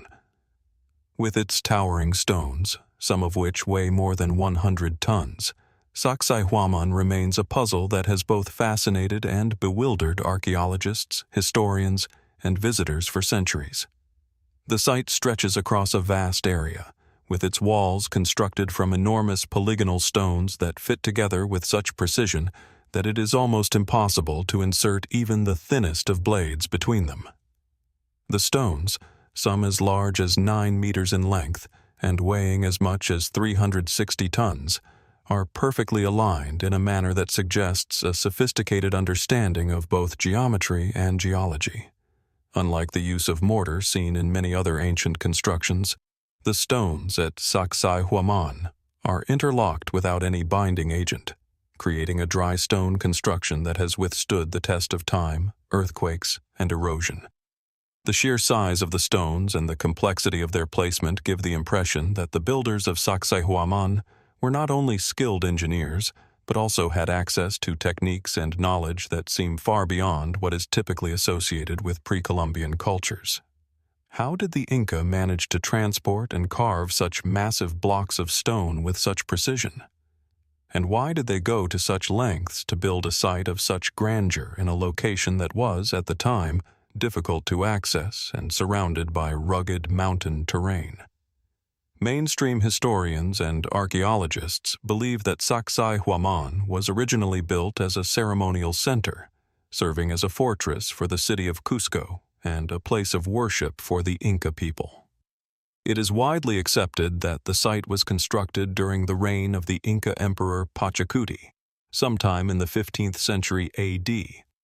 The layout of the site, consisting of 3 main walls that enclose a vast plaza, appears to follow the traditional Inca design, with carefully planned terraces and platforms, possibly for religious or ceremonial purposes.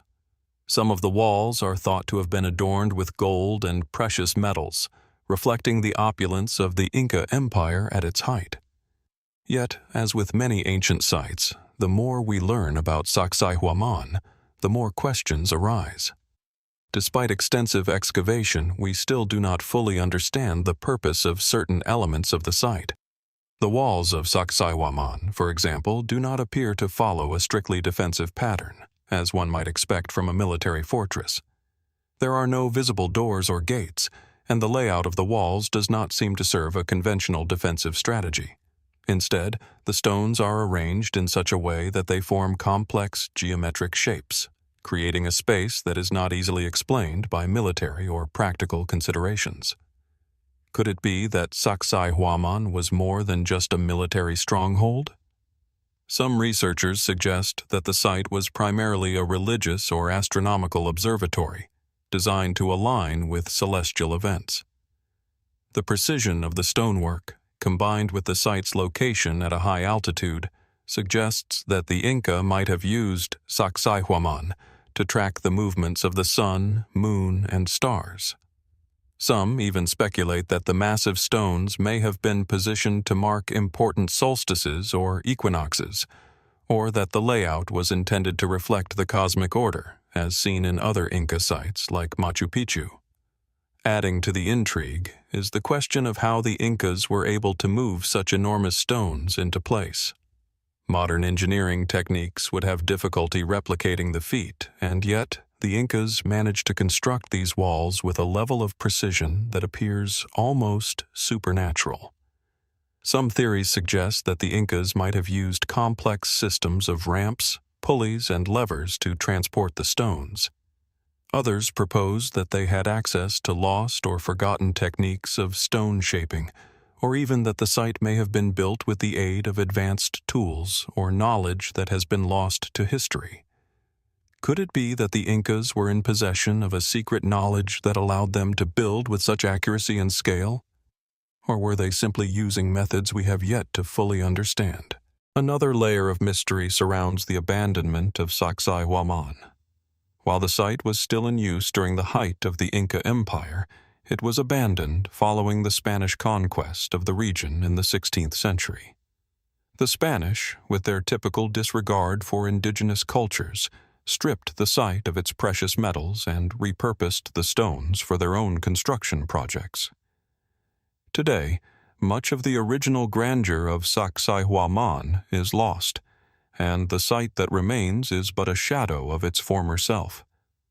Some researchers argue that the Spanish conquest and the destruction of the site may have been part of a larger pattern of erasure, where the histories of ancient civilizations were deliberately obscured or forgotten. Yet, even with the ravages of time and conquest, Sacsayhuamán continues to stand as a symbol of the Incas' legacy. The site remains a place of pilgrimage for many, and its mysteries continue to attract the attention of archaeologists and curious visitors alike. But as we stand before its massive walls, one question lingers. What else might be hidden within the stones of Sacsayhuamán, waiting to be discovered?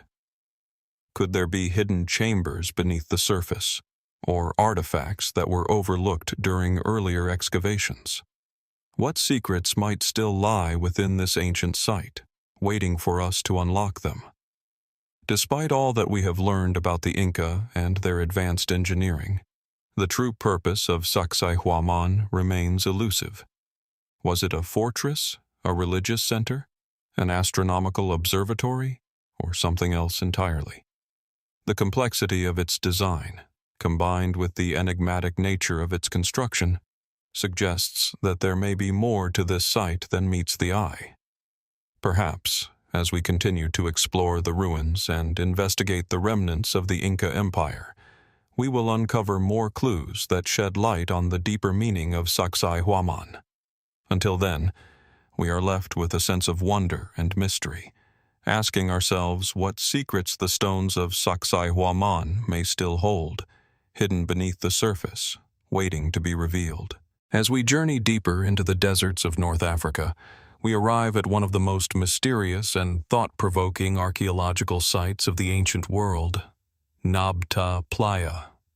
Located in southern Egypt, near the border with Sudan, this site is home to a remarkable collection of stone structures that, to this day, defy simple explanation. Hidden beneath the vast, barren expanse of the desert, the Nabta Playa stone circle is a prehistoric wonder that holds clues to ancient knowledge and rituals long lost to time. At first glance, Nabta Playa appears to be little more than an arid landscape scattered with stones, some of them arranged in a rough circle. But as one begins to explore the site more closely, it becomes apparent that what lies here is no ordinary stone arrangement. The stone circle itself, dating back to around 5,000 to 6,000 years ago, is part of a complex of megalithic structures, which include large stone slabs, alignments, and other features that suggest a deep connection to celestial events and the rhythms of the natural world. What makes Nabta Playa so extraordinary is not simply the size of the stones or the complexity of their arrangement, but the fact that this site predates both the Egyptian pyramids and Stonehenge. Its discovery in the late 20th century has since challenged long-held assumptions about the origins of advanced astronomical knowledge and stone construction. While the site is often compared to other megalithic structures like Stonehenge, it is far older, and its purpose is still largely shrouded in mystery. The stone circle at Nabta Playa consists of large sandstone blocks, carefully arranged in a circular formation. The stones range in size, with some towering over 3 meters in height. What is most striking, however, is the alignment of the stones. Like Stonehenge, the arrangement seems to be tied to celestial events, particularly the rising and setting of the sun, moon, and stars. The site appears to have been designed as an astronomical observatory, a place where ancient peoples could track the movements of celestial bodies across the night sky and mark important events, such as solstices and equinoxes. This connection to the heavens is most evident in the layout of the stone circle.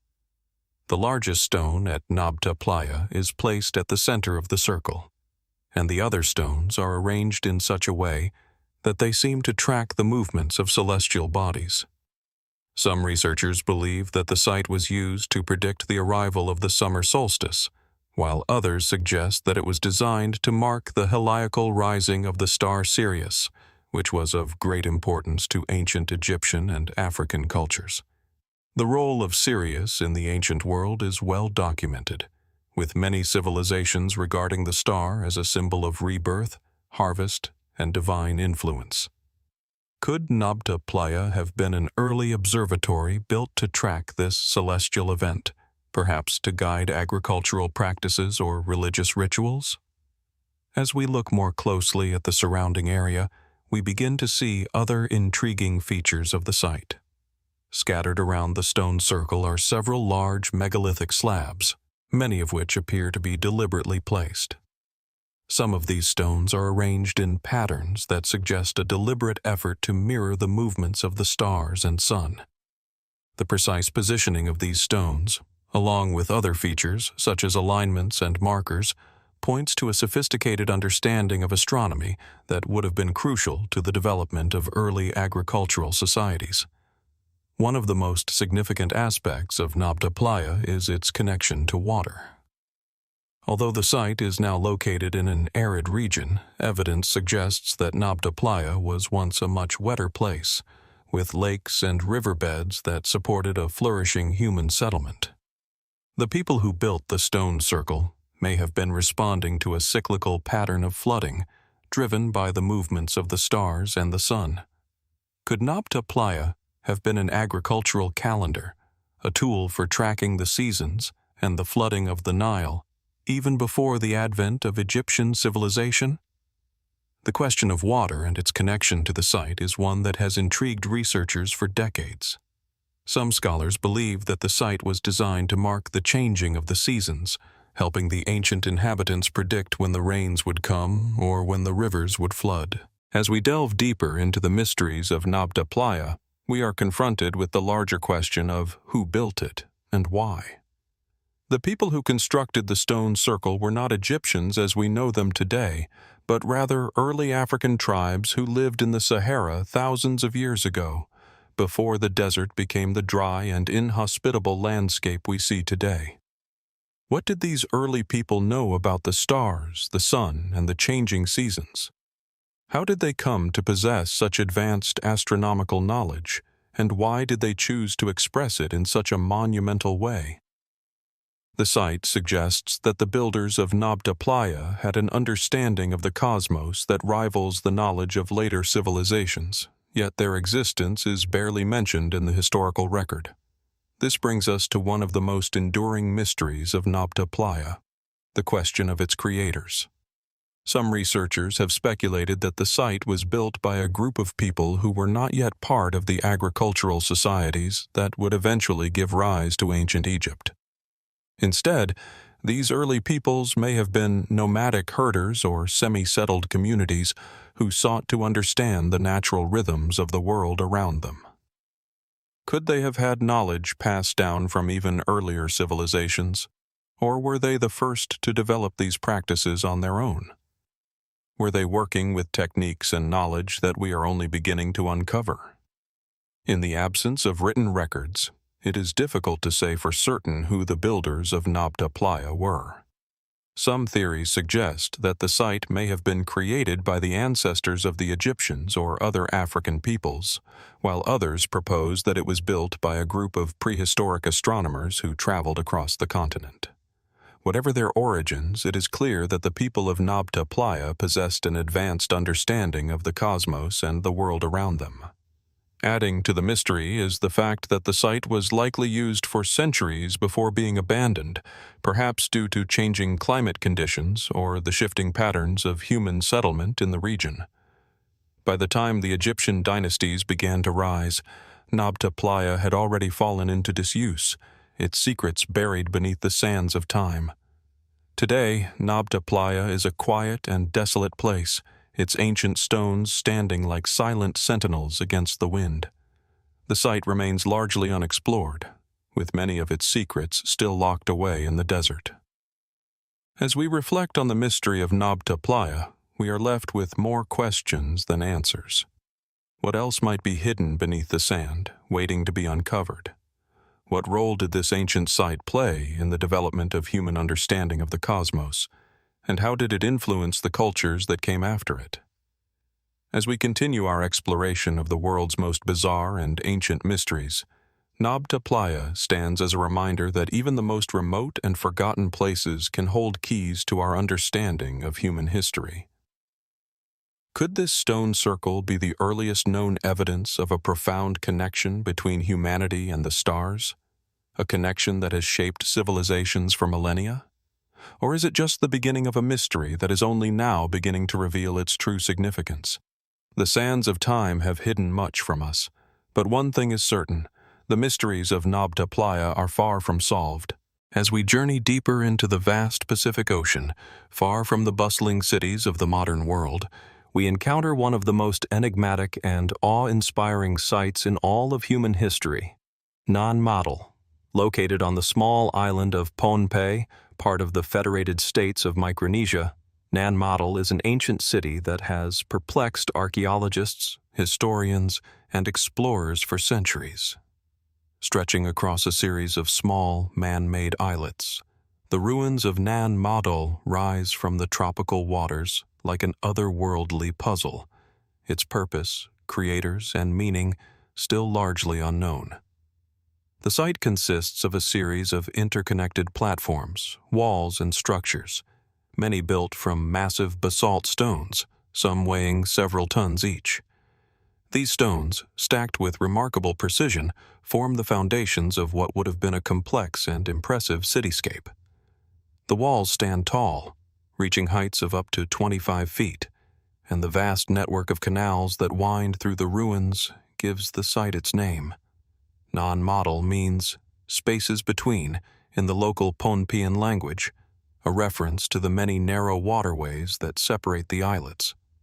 From the air, the site almost seems to float on the water, its jagged stone walls and lush tropical vegetation offering an intriguing contrast to the serene ocean below. It's clear that Nan Madol was once a place of great significance. But even though it is often referred to as the Venice of the Pacific, there is no simple explanation for its purpose or the extraordinary effort required to build it. The sheer scale and complexity of the site suggest it was not only an architectural achievement, but also a center of power and perhaps spiritual or ceremonial importance. Yet, despite the remarkable size and sophistication of Nan Madol, little is known about the people who built it or the civilization that once thrived there. Most scholars agree that the construction of Nan Madol began around 1,000 years ago, during the height of the Sodelur dynasty, which ruled over the island of Pohnpei and its surrounding islands. The Sodelur people, it is believed, built the city as their capital, but little is known about their society, culture, or even their origins. Some accounts suggest that the Sodelur were a people of advanced knowledge, with skills in architecture, astronomy, and stoneworking that were far beyond the capabilities of the average ancient civilization. How did they acquire such expertise? Was it the result of trade or cultural exchange, or was their knowledge uniquely developed in isolation? The most fascinating and often debated aspect of Nan Madol is the method of construction. The island of Pohnpei itself is volcanic, and its landscape is covered with dense jungle and rugged terrain. To transport and shape the massive basalt stones used to build Nan Madol would have been a monumental task, even with modern machinery. How, then, did the Sodelur people manage to carve, transport, and arrange such enormous stones, many of which are so precisely cut that they fit together without the need for mortar? The answer remains elusive. Some theories suggest that the stones were quarried from the nearby island of Chavín, transported across the water using rafts or boats, and then carefully stacked into place. Others propose more speculative ideas, such as the use of advanced, long-forgotten techniques, or even extraterrestrial assistance. While these more fringe theories are often dismissed by mainstream scholars, the true methods behind the construction of Nan Madol remain a mystery. The precision and scale of the project suggest that the builders of Nan Madol possessed knowledge of engineering and logistics that seems almost impossible for the time. Adding to the intrigue is the possibility that the construction of Nan Madol was not solely a practical endeavor, but a ceremonial one. The city's layout is highly structured, with certain areas seemingly dedicated to religious or royal purposes. The primary purpose of the site may have been to serve as a temple complex, or perhaps as a seat of power for the Saudalur dynasty, but the intricacies of its design and the way it interacts with the surrounding landscape suggest there may have been deeper symbolic meaning embedded in its architecture. The very fact that it is built on a series of artificial islets surrounded by water hints at a potential spiritual or cosmological significance. Water, in many ancient cultures, is often seen as a gateway between the earthly realm and the divine, a liminal space that bridges the natural and supernatural worlds. Could the positioning of Nan Madol be a reflection of ancient beliefs in the afterlife or the gods? One particularly mysterious aspect of the site is the existence of the tomb of the Saudalur rulers, which is said to be located somewhere in the heart of the city. According to local legend, the rulers of Nan Madol were believed to possess supernatural powers, and the tombs of these rulers are thought to hold vast treasures and artifacts, objects said to be imbued with mystical significance.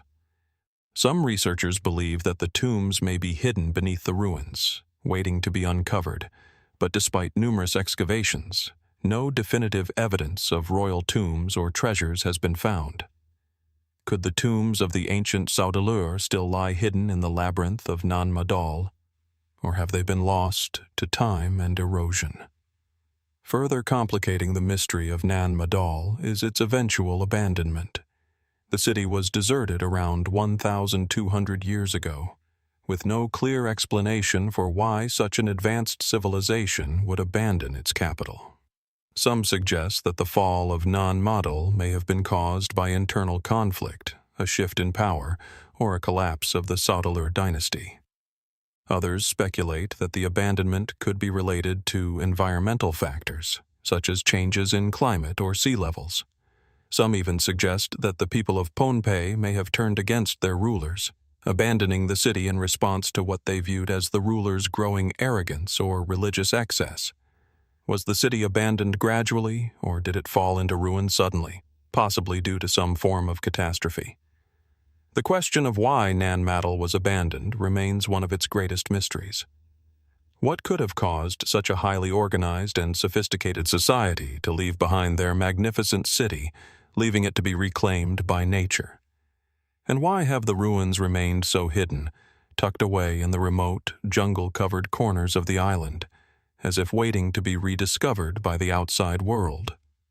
Today, Nan Madol is a UNESCO World Heritage Site, though it remains largely unexplored, with many of its secrets still locked away beneath centuries of vegetation and erosion. The city's walls continue to stand, silent sentinels overlooking the waters, a reminder of a people whose knowledge, skill, and culture remain largely unknown to the modern world.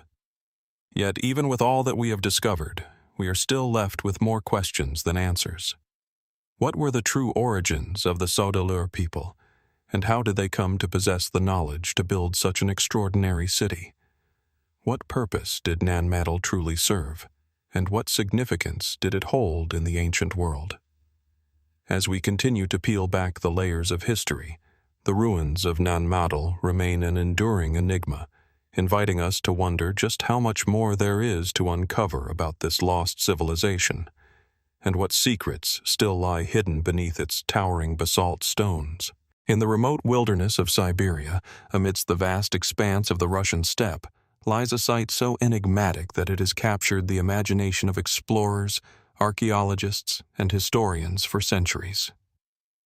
Por-Bajin, an island fortress perched on a small, desolate island in the center of the serene Lake Terekol, is a place of profound mystery and unanswered questions. As isolated as it is striking, this ancient structure defies conventional understanding, with its origins, purpose, and the people who built it remaining shrouded in obscurity. The fortress stands in stark contrast to its surroundings. Surrounded by the wild beauty of Siberia's wilderness, the island itself is a picture of desolation. No vegetation, no nearby settlements, just the remnants of a once grand structure. Por-Bajin consists of a series of well-constructed walls and buildings, built primarily from brick and stone, some of which have survived the ravages of time and the harsh climate. The layout of the site is rectangular, measuring approximately 150 meters in length and 120 meters in width. At its core, the fortress houses a large central courtyard, surrounded by a number of smaller buildings and defensive walls, some of which are clearly designed to withstand external threats. But unlike many other ancient fortresses, the purpose of Por-Bajin remains unclear. Was it built as a military stronghold, or did it serve another, perhaps more symbolic role? One of the most striking aspects of Por-Bajin is the architectural style itself. The fortress exhibits clear influences from Central Asian, Tibetan, and Mongolian cultures, but it is unlike any known fortress from these regions. Its design features wide, open courtyards and enclosed spaces that suggest a place for gathering or ritual, rather than simply a defensive structure. The buildings are also incredibly well planned, with precisely laid out brickwork and meticulous attention to detail. Could it have been a place of governance or a religious center, as opposed to a purely military outpost? The precise layout of the fortress and the care put into its construction suggest a culture with advanced knowledge of architecture and planning, though no clear evidence has been found to indicate which civilization could have been responsible. The origins of Por-Bajin itself are a matter of great debate. Some scholars believe it was built by the Uyghurs, a Turkic-speaking people who flourished in Central Asia during the 8th and 9th centuries A.D. This theory is based on the fact that the fortress's location along the ancient Silk Road would have been strategically significant for controlling trade routes and military movements. The Uyghur Empire, which at its height ruled vast portions of Central Asia, was known for its formidable military and cultural achievements, and the design of the fortress could align with the Uyghur style of architecture. Yet there is no definitive evidence linking the Uyghurs directly to Por-Bajin, and no inscriptions or written records have been discovered at the site that could confirm this theory. Another theory posits that Por-Bajin was built by the Khazars, a powerful steppe empire that dominated much of the region during the 7th and 8th centuries. The Khazars were known for their cosmopolitan society, their trade networks stretching across Asia and Europe. While the architectural style of the fortress does share some similarities with Khazar designs, there is no clear proof that the Khazars were responsible for building it. Additionally, the fortress's precise purpose remains unclear, making it difficult to link it with any one known culture or empire from the period. Some researchers have gone so far as to suggest that the fortress may have served as an astronomical observatory or even a ceremonial site. The precise alignment of certain structures within Por-Bajin hints at an understanding of the cosmos, with some pointing to the possibility that the fortress could have been used for observing celestial events or marking important seasonal cycles. This would not be an entirely unexpected theory, as many ancient civilizations, particularly those of the Central Asian steppes, had advanced knowledge of astronomy and the movements of the stars. Could Por-Bajin have been a place where rituals took place, synchronized with the stars, or perhaps a center for astrological study? Or might it have served as a kind of ritual landscape, where rulers, shamans, or priests performed sacred rites to maintain order and harmony in their society? The mystery of Por-Bajin is compounded by the fact that, despite its impressive size and the significant amount of effort required to construct it, the fortress appears to have been abandoned almost as abruptly as it was built. There is no evidence of major destruction, such as a siege or a natural disaster, that would explain its sudden abandonment. Instead, the fortress seems to have fallen into disrepair over time, eventually being forgotten by those who once inhabited it. Some have speculated that the site's abandonment was the result of political upheaval, while others suggest that environmental factors, such as a shift in climate or the depletion of local resources, may have played a role in the site's decline. Could the fortress have been abandoned due to internal conflict or a collapse of the power structure that built it?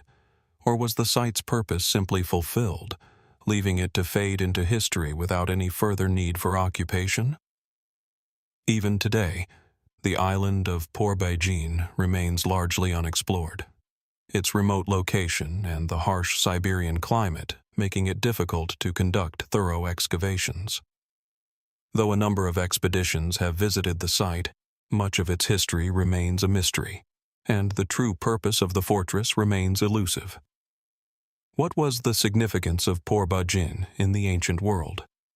Was it a center of power, a spiritual retreat, or a place of astronomical observation? Or perhaps, as some fringe theories suggest, was it a forgotten outpost of an ancient civilization whose knowledge and culture were so advanced that they have since been lost to time? Adding to the allure of Por-Bajin is the fact that the fortress has never been fully excavated. The island remains largely untouched, with much of the structure buried beneath layers of soil, vegetation, and time. What might still lie beneath the surface? Could there be hidden chambers, artifacts, or inscriptions that would finally provide answers to the questions surrounding this mysterious site? Could the discovery of additional evidence shed light on who built the fortress and why it was constructed in such an isolated and inaccessible location? The mystery of Por-Bajin invites us to consider the possibility that, just as with many ancient civilizations, there are aspects of history that remain beyond our understanding. In an age of advanced technology and global connectivity, we are still confronted with the limits of our knowledge when faced with ancient sites like this one. What remains hidden beneath the surface of this strange fortress? Could there be more to the story of Por-Bajin than we have yet uncovered? As time moves on, the answers to these questions may be waiting for someone to unlock them, hidden in the ancient bricks of this forgotten island, just as they have been for centuries. As we journey into the heart of Bolivia, high in the foothills of the Andes, we come upon one of the most enigmatic and awe-inspiring sites in South America, the Samaipata rock platform. Carved into the side of a mountain, this colossal stone structure has long baffled archaeologists, historians, and explorers alike. With its intricate carvings, mysterious layout, and undeniable scale, Samaipata stands as a testament to an ancient civilization whose purpose and identity remain largely unknown. At first glance, Samaipata is a seemingly unremarkable rock formation, but as we approach, the sheer scale of the site begins to reveal itself. The rock platform stretches over 250 meters in length, with a massive, flat expanse of stone that has been meticulously carved and shaped. A series of terraces and channels run across the surface, their purpose unclear. What is most striking, however, are the carvings etched into the rock itself. Intricate geometric patterns, symbols, and images that seem to speak of a deeper, more profound meaning. These carvings, some of which date back to as early as 2000 BC, have led some to wonder if Samaipata was more than just a place of practical function. Was it a site of religious or ceremonial significance, a cosmic observatory, or perhaps even a center of power? The most prominent feature of the site is a massive central platform, with carvings of what appear to be human faces, animals, and symbols. These carvings are so detailed and precise that it is difficult to imagine they were created with primitive tools. Some of the most fascinating aspects of the platform are the elongated, rectangular channels that cut across its surface, many of which seem to be aligned with the movement of the sun or other celestial bodies. The placement of these carvings and channels suggests a connection to the cosmos, an understanding of astronomy that was far beyond what we would expect from a culture of that time. Mainstream historians often attribute the creation of Samaipata to the Incas, pointing to the site's similarities to other Inca structures, such as the famous Machu Picchu. The Incas, who ruled over much of the Andean region from the 15th century onwards, were known for their advanced understanding of agriculture, architecture, and astronomy. They built massive stone structures that aligned with the solstices and equinoxes, and their sacred sites were often constructed in alignment with celestial events. Samaipata, with its seemingly deliberate alignment to the heavens, would fit neatly into this pattern. Some scholars suggest that Samaipata was a ceremonial center, or an astronomical observatory, where the Inca and their predecessors could track the movements of the stars and planets, marking significant events in the agricultural and religious calendar. Yet despite these mainstream explanations, there are many unanswered questions surrounding the site.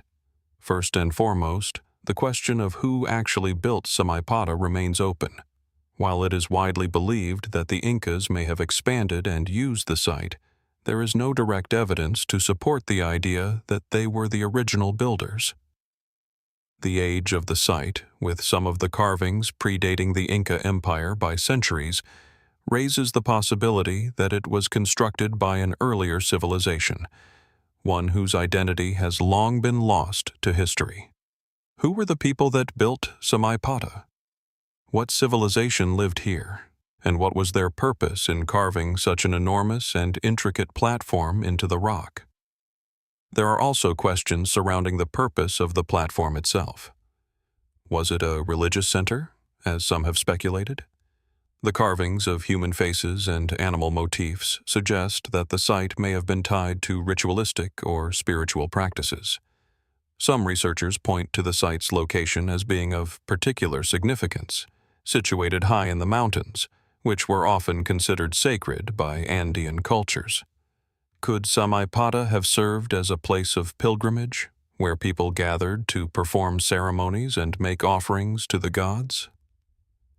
The fact that the platform's alignment seems to follow celestial patterns suggests a possible connection to agricultural cycles or the worship of specific deities tied to the heavens. Others propose that Samaipata was not just a ceremonial site, but also an ancient astronomical observatory. The complex arrangement of channels, terraces, and rock carvings may have been designed to track the movement of the sun, the moon, or the stars. The importance of celestial events in ancient Andean cultures cannot be overstated.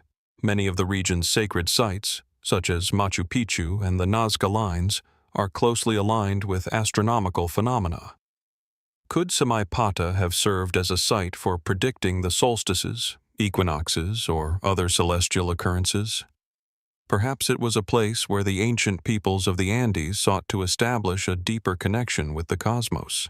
Then there are the more speculative theories, some of which suggest that Samaipata may have served a function far beyond what we can currently understand. Could it have been an ancient power center, a place where rulers or elites once held sway over the surrounding regions? Its monumental scale and the precision of its construction suggest that the platform could have been a symbol of power, a place where the leaders of the time displayed their strength and connection to the divine. The idea that Samaipata might have been a seat of governance or authority cannot be ruled out, especially considering its strategic location overlooking the surrounding valley. Yet, the true purpose of Samaipata remains elusive. Despite ongoing archaeological work and exploration, much of the site's meaning continues to evade us. What we do know is that the site is far more than a mere curiosity. Its existence challenges our understanding of ancient cultures and their knowledge of the natural world. Samaipata is a reminder that, even today, we are only scratching the surface of what the ancient world may have known. The lack of definitive answers leaves us with more questions than conclusions. Could the site be older than we have yet recognized? How much more is buried beneath the surface, waiting to be uncovered? Perhaps the answers to these questions lie in the very stones of Samaipata, carved with symbols that still speak to us, though their language remains incomprehensible. What secrets, lost to time, still reside in this remote and mysterious place?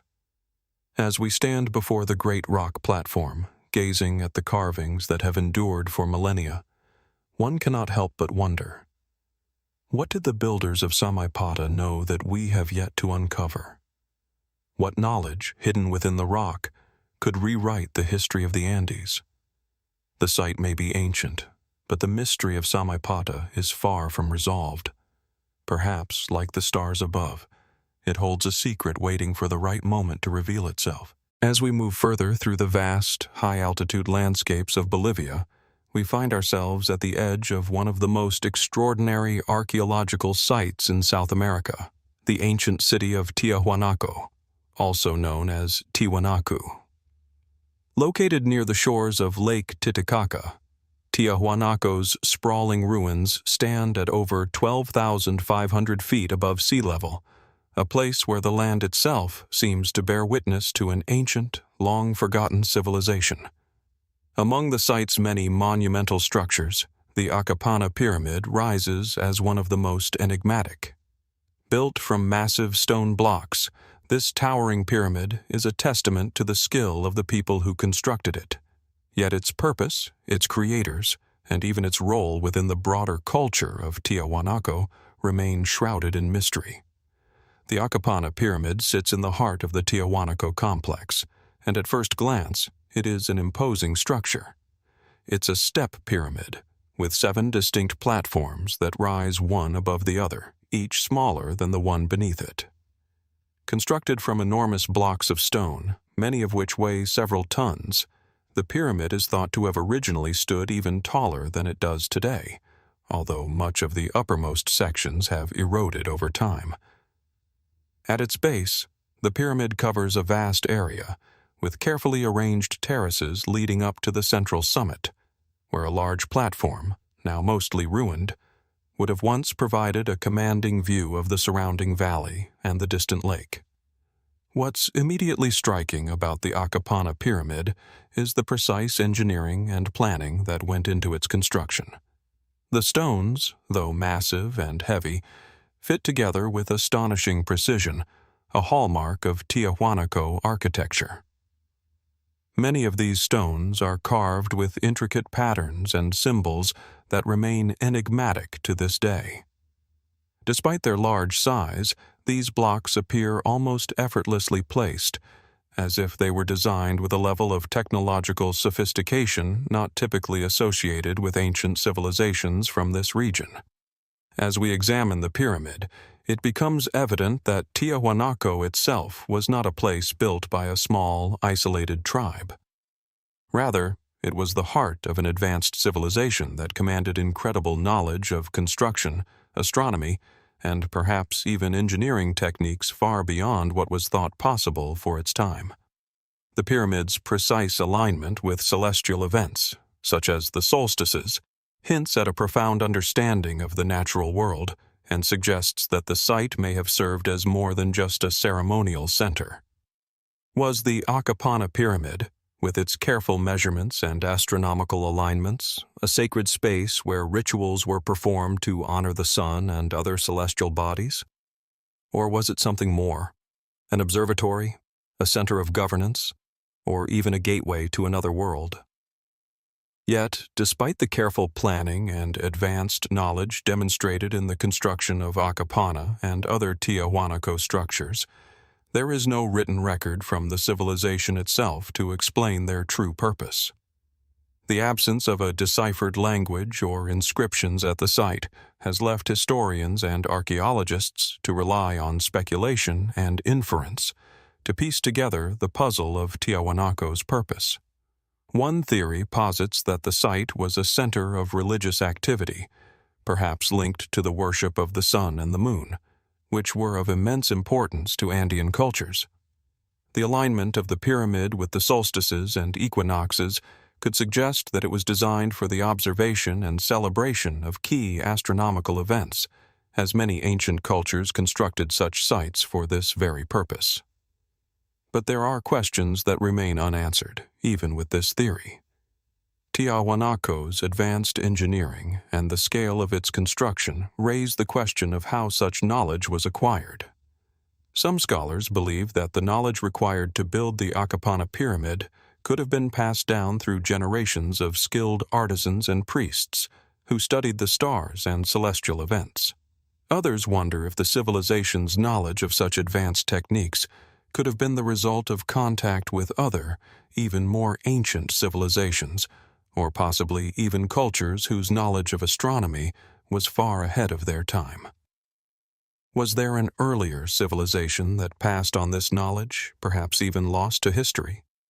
Could this be evidence of a much older, more advanced society that disappeared long before the Inca Empire rose to power? The mystery of the Akapana pyramid is further deepened by the site's eventual abandonment. It's thought that Tiahuanaco flourished between 500 BC and 1000 AD, but by the time the Inca arrived in the region, the city had already been abandoned for centuries. What led to the downfall of such an advanced civilization? Was it a natural disaster, such as a prolonged drought or an earthquake, that led to the abandonment of the city?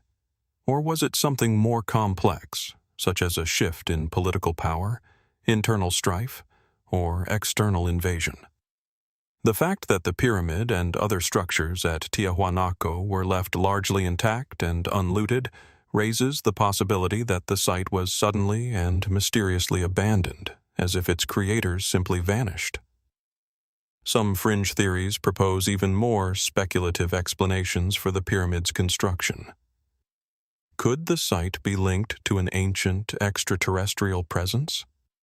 Given the precision of the stonework and the advanced astronomical alignments, some theorists have speculated that the people of Tiahuanaco may have had help from outside forces, beings from other worlds, or ancient visitors with advanced knowledge of the stars. While such ideas remain highly controversial, they serve to highlight the mystery surrounding the construction of the Akapana pyramid and the entire site of Tiahuanaco. After all, what would compel a society to build such an immense and sophisticated city in such a remote, isolated location? Was it a place of great spiritual power? Was it connected to the heavens, a connection lost to time and memory? Perhaps one of the most captivating aspects of Tiahuanaco and the Akapana pyramid is the sense that we are only beginning to scratch the surface of understanding this ancient site. We can look at the physical remains, but we are still left with countless questions about the people who built it, the purpose it served, and the knowledge they possessed. The absence of written records and the lack of definitive evidence about the civilization that created it leave us in a state of wonder, trying to unravel the secrets of the past. As we stand before the towering remnants of the Akapana pyramid, surrounded by the ancient stones that have withstood the tests of time and nature, we are reminded of how much we still do not know. What remains hidden beneath the rubble? What other secrets might the pyramid hold, waiting to be uncovered by future generations of explorers? Could there be artifacts, inscriptions, or even hidden chambers that will one day offer us the answers we seek? The Akapana pyramid, like so many other ancient sites, is a testament to the complexity of human civilization and the mysteries that continue to elude our understanding. With every stone we uncover and every theory we propose, the question remains: what was the true purpose of Tiahuanaco, and what knowledge did its builders leave behind? As we continue our journey through the world of ancient, enigmatic archaeological sites, we find ourselves in the highlands of Peru at one of the most intriguing and mysterious locations in the Andean region, Wari Pikillaqta. Situated near the city of Cusco, the site is one of the most important remnants of the Wari culture, a pre-Inca civilization that flourished between 500 and 1000 A.D. Yet, within the ruins of Wari Pikillaqta lies a structure that stands out among the others, a colossal megalithic gate that has perplexed archaeologists, historians, and explorers alike. Known simply as the Wari Pikillaqta megalithic gate, this stone gateway remains one of the most enigmatic pieces of the ancient site. At first glance, the gate is an imposing sight. Constructed from massive, precisely cut stones, it stands with an air of silent authority, as though it has been waiting for centuries to reveal its purpose. The stones themselves are a striking feature, massive and heavy, each one weighing several tons, and yet carefully shaped with such precision that they fit together seamlessly. The stonework appears so advanced that one might wonder how ancient builders, without modern tools, were able to craft such a precise structure. The gate is positioned at a key point in the layout of the city, suggesting that it may have had an important role in the larger design of the site. The Wari Pikillaqta megalithic gate is part of a larger complex that includes well-planned urban infrastructure, ceremonial spaces, and other megalithic structures, but it is the gate that continues to intrigue most. Unlike other similar structures built by ancient cultures, such as the Incas, the gate's purpose is not immediately clear. Some scholars have speculated that it may have served as a ceremonial entrance to a sacred or powerful area of the city, perhaps a royal space, or a place where ritualistic or political events were held. Its location near a central avenue, which leads directly to the heart of the site, only reinforces the idea that it was a focal point of the city's design. What makes the gate particularly puzzling, however, is the fact that it doesn't appear to align with any known architectural traditions of the Wari culture, or any other Andean civilization of the time. Unlike the Inca or pre-Inca cultures, whose architectural styles are relatively well understood, the gate at Wari Pikillaqta exhibits a level of precision and craftsmanship that seems to be unique to this site. The dimensions of the gate and the stonework do not conform to what we typically expect from the Wari. Could this structure be evidence of a separate, unknown culture that lived in the region before the Wari? Or could it have been built by the Wari themselves, influenced by an earlier, long-forgotten civilization? Adding to the mystery is the fact that the gate is part of a larger complex of walls, terraces, and buildings, many of which seem to have been built with remarkable precision. The site itself is massive, covering several square kilometers and containing hundreds of rooms, courtyards, and structures, all of which are constructed with the same sophisticated masonry. Yet, while the site is clearly designed with an eye for detail and precision, the exact purpose of the structures, including the gate, remains elusive. Some researchers have proposed that the city could have been a ceremonial center, a place where religious rituals were performed, or even a kind of city of the dead for the elite members of society. Others believe that it may have served as a political or military outpost, designed to oversee the surrounding region and control important trade routes. The truth, however, is still unknown. What further complicates our understanding of the Wari Pikillaqta megalithic gate is the lack of written records from the Wari civilization itself. Unlike the Incas, who left behind extensive records in the form of quipus, knotted cords, and stone inscriptions, the Wari left little behind to explain their culture or their motivations. No written language has been discovered at Wari Pikillaqta, and most of what we know about the Wari comes from the analysis of their archaeological remains. This lack of documentation forces us to rely solely on interpretation, looking at the physical evidence left behind and trying to discern its meaning. How do we, as modern observers, understand a culture that left no written trace, yet built such impressive, enigmatic structures. Speculative theories have emerged to explain the Wari Pikillaqta megalithic gate. Some have suggested that it could be the work of an ancient civilization with knowledge far ahead of its time. The precision of the stonework, the large size of the stones, and the careful placement of the gate suggest that the builders had a sophisticated understanding of engineering and architecture. Could it be that the Wari were not the only inhabitants of the region?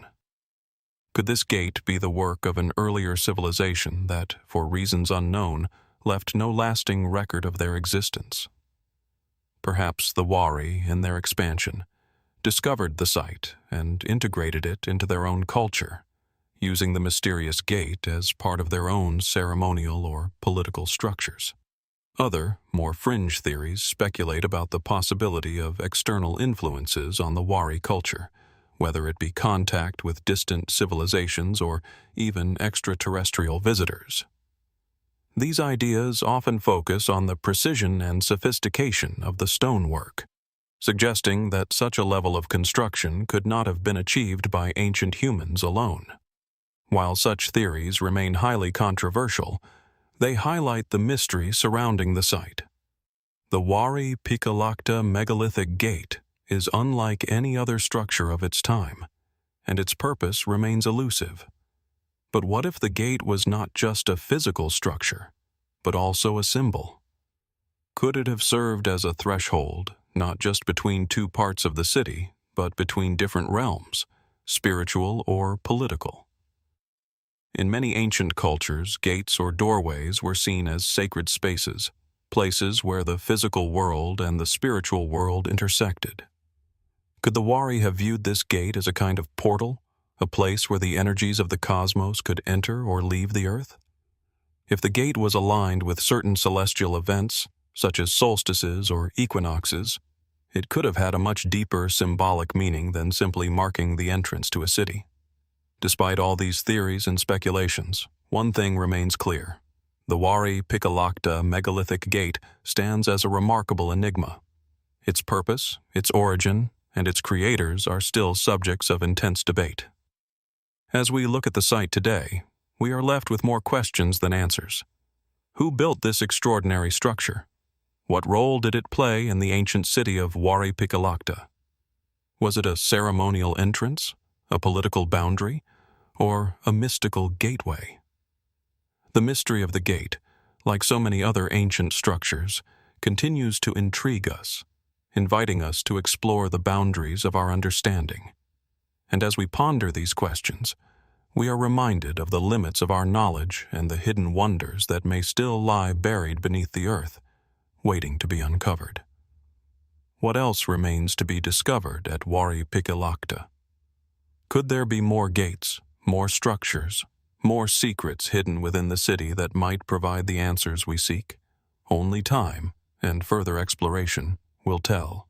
As we move through time and across continents, we arrive at a truly extraordinary and puzzling location in Japan, a site that holds a mystery as old as the land itself.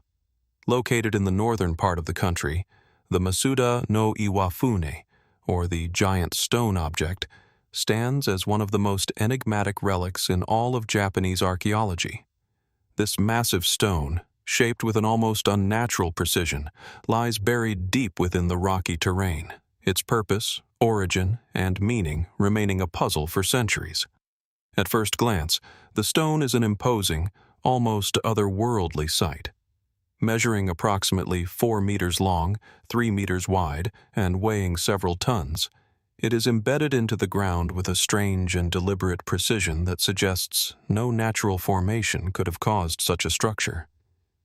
The stone's surface is smooth and flat, with sharp, clean edges that seem entirely too deliberate to be the work of nature. What makes the Masuda-no-Iwafune so puzzling, however, is not just its size and shape, but the inexplicable way it has been positioned, perfectly flat, resting at the top of a mountain, surrounded by trees and nature, almost as if it were placed there deliberately, with purpose. The stone is commonly referred to as a megalith, which, by definition, refers to a large stone that has been placed upright, often in a ceremonial or symbolic fashion. However, unlike many other megalithic structures found across the world, such as Stonehenge in Britain or the Moai statues of Easter Island, the Masuda-no-Iwafune stands alone, with no clear context or accompanying structure to explain its existence. It's isolated, it's mysterious, and it defies easy explanation. The earliest accounts of the stone date back to the 8th century, during the Nara period of Japanese history, but some suggest the stone may be far older, possibly even predating any known civilization in the region. Local legends speak of the stone as being a divine or sacred object. Some even go as far as to say it could have once been a part of a larger religious or ritualistic structure. This belief has been reinforced by the site's placement in a region with historical ties to the ancient Japanese religion of Shinto, a faith deeply connected with nature and the spiritual forces within the earth. The Masuda-no-Iwafune, with its seemingly deliberate positioning, could have been seen as a portal or marker to the divine world, a way for early people to bridge the gap between the physical and the spiritual. Yet, despite the long-standing folklore surrounding it, no definitive archaeological or historical evidence has emerged to support the belief that this stone was anything other than a naturally occurring formation. Some scholars suggest that the Masuda-no-Iwafune was a place of worship or perhaps even a ceremonial gateway to the heavens. The possibility that this stone might have been carved or shaped by ancient peoples in a ritualistic fashion is tantalizing, but remains speculative. No carvings, inscriptions, or tools have been found in close proximity to the stone that could provide any clues as to who may have constructed it or why. The more we study the stone, the more questions arise. Was the stone intentionally placed here by an ancient civilization with knowledge of geometry and stoneworking, or was it simply a naturally occurring rock that has since been imbued with mystical significance? Could this stone have once been a piece of a much larger structure that has since eroded or been destroyed over time? Or could it be that the site was a focal point for early Japanese rituals, where the stone was used in ceremonies to connect the living with the spiritual realm? Some researchers have even suggested that the stone's placement may hold celestial significance. The precise alignment of the stone with certain aspects of the landscape, such as the rising and setting of the sun or the movement of stars, raises the question of whether it was positioned deliberately to track celestial events. Ancient cultures across the world often constructed megalithic structures with celestial alignments, such as the famous pyramids of Egypt, the stone circles of England, or the Mayan temples of Central America. Could the Masuda-no-Iwafune have served a similar function? Was it part of a larger, yet-to-be-discovered network of celestial markers or astronomical observatories? And still, the stone remains silent. Despite centuries of study, it offers no answers. Scholars have debated the age and origin of the stone, with some suggesting it may date back to as far as 1000 BC, while others place it at a much later date. Its purpose remains unclear, and there are no inscriptions or artifacts nearby to offer any insight. The lack of definitive evidence only adds to the sense of mystery, leaving us with more questions than answers. Could the truth lie somewhere in between these extremes?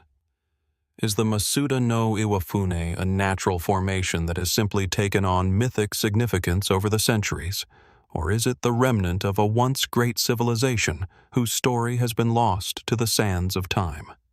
As we stand before this imposing stone, we are reminded that some mysteries remain unsolved, no matter how much time passes. It invites us to consider how much of human history, how much of the Earth's hidden past, is still waiting to be discovered, waiting to be understood. Is the Masuda-no-Iwafune just a stone, or is it a key, an artifact left by an ancient people, a signal of knowledge we have yet to uncover? The questions surrounding it remain unresolved, and perhaps, just as the stone has stood silently in the Japanese countryside for centuries, we too will have to wait, patiently, perhaps for many more centuries, to uncover the truth. Until then, the stone will continue to stand, silently guarding its secrets, waiting for us to ask the right questions. As we continue our exploration of ancient sites shrouded in mystery, we find ourselves transported to the heart of Greece, to the sprawling ruins of Mycenae. A site that once thrived as a powerful center of the Aegean world, Mycenae offers up not only remnants of palaces, frescoes, and intricate craftsmanship, but also an array of enigmatic tombs, most notably the Tholos tombs. These circular, beehive-shaped structures, often referred to as beehive tombs because of their domed roofs, are among the most fascinating and puzzling archaeological sites in Greek antiquity. The Tholos tombs of Mycenae are unlike any typical burial site from the ancient world. As you approach the tombs, the first thing you notice is their grandeur. The entrance to these tombs is framed by massive stones, carefully stacked and mortared with incredible precision, forming a narrow yet imposing passageway known as the dromos. This passage leads into the tomb's circular chamber, which opens up into a vast, sometimes eerily silent inner sanctum, the roof of which is made of large, carefully fitted stones that curve upward into a perfect dome, a feat of engineering that has withstood the ravages of time for over 3,000 years.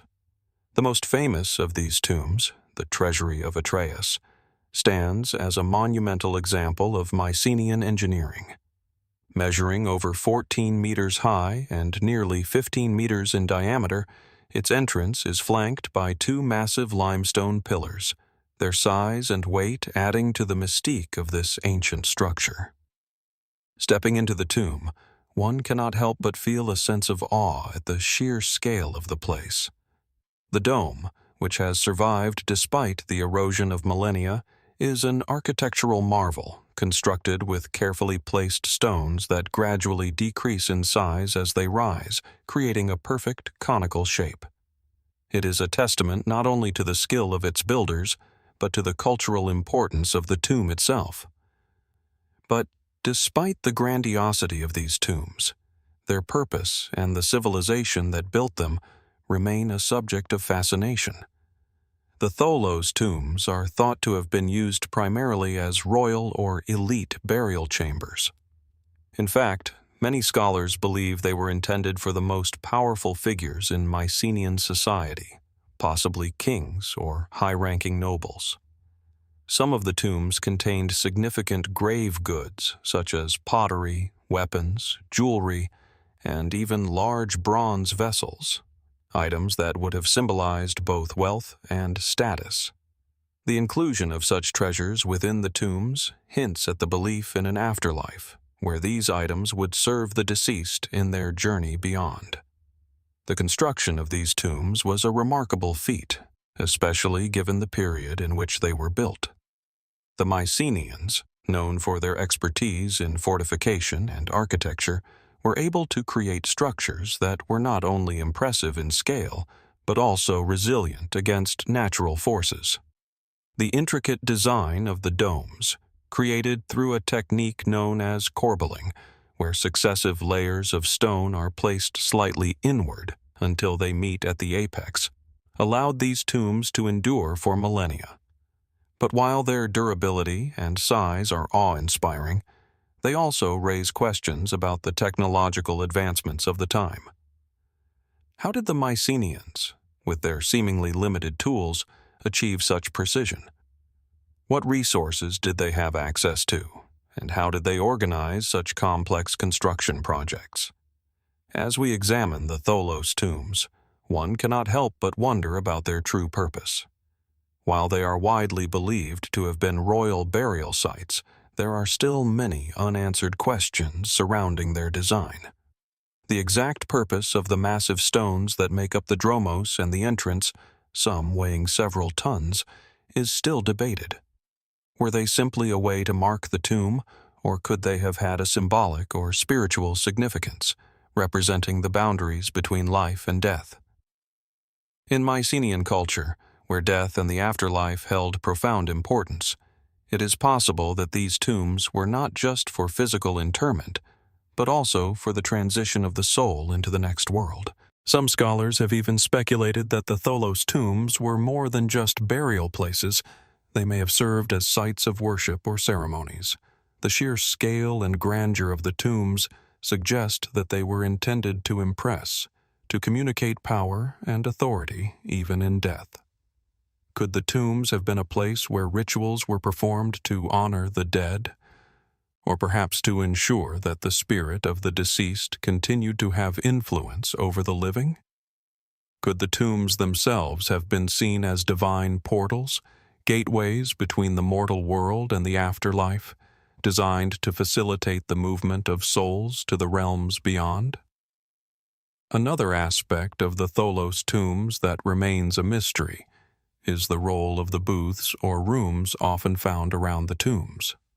Some of these smaller rooms appear to have been used for the burial of multiple individuals, suggesting that the tombs were not exclusively for a single person. But why would such an elaborate, expensive structure be shared by several individuals?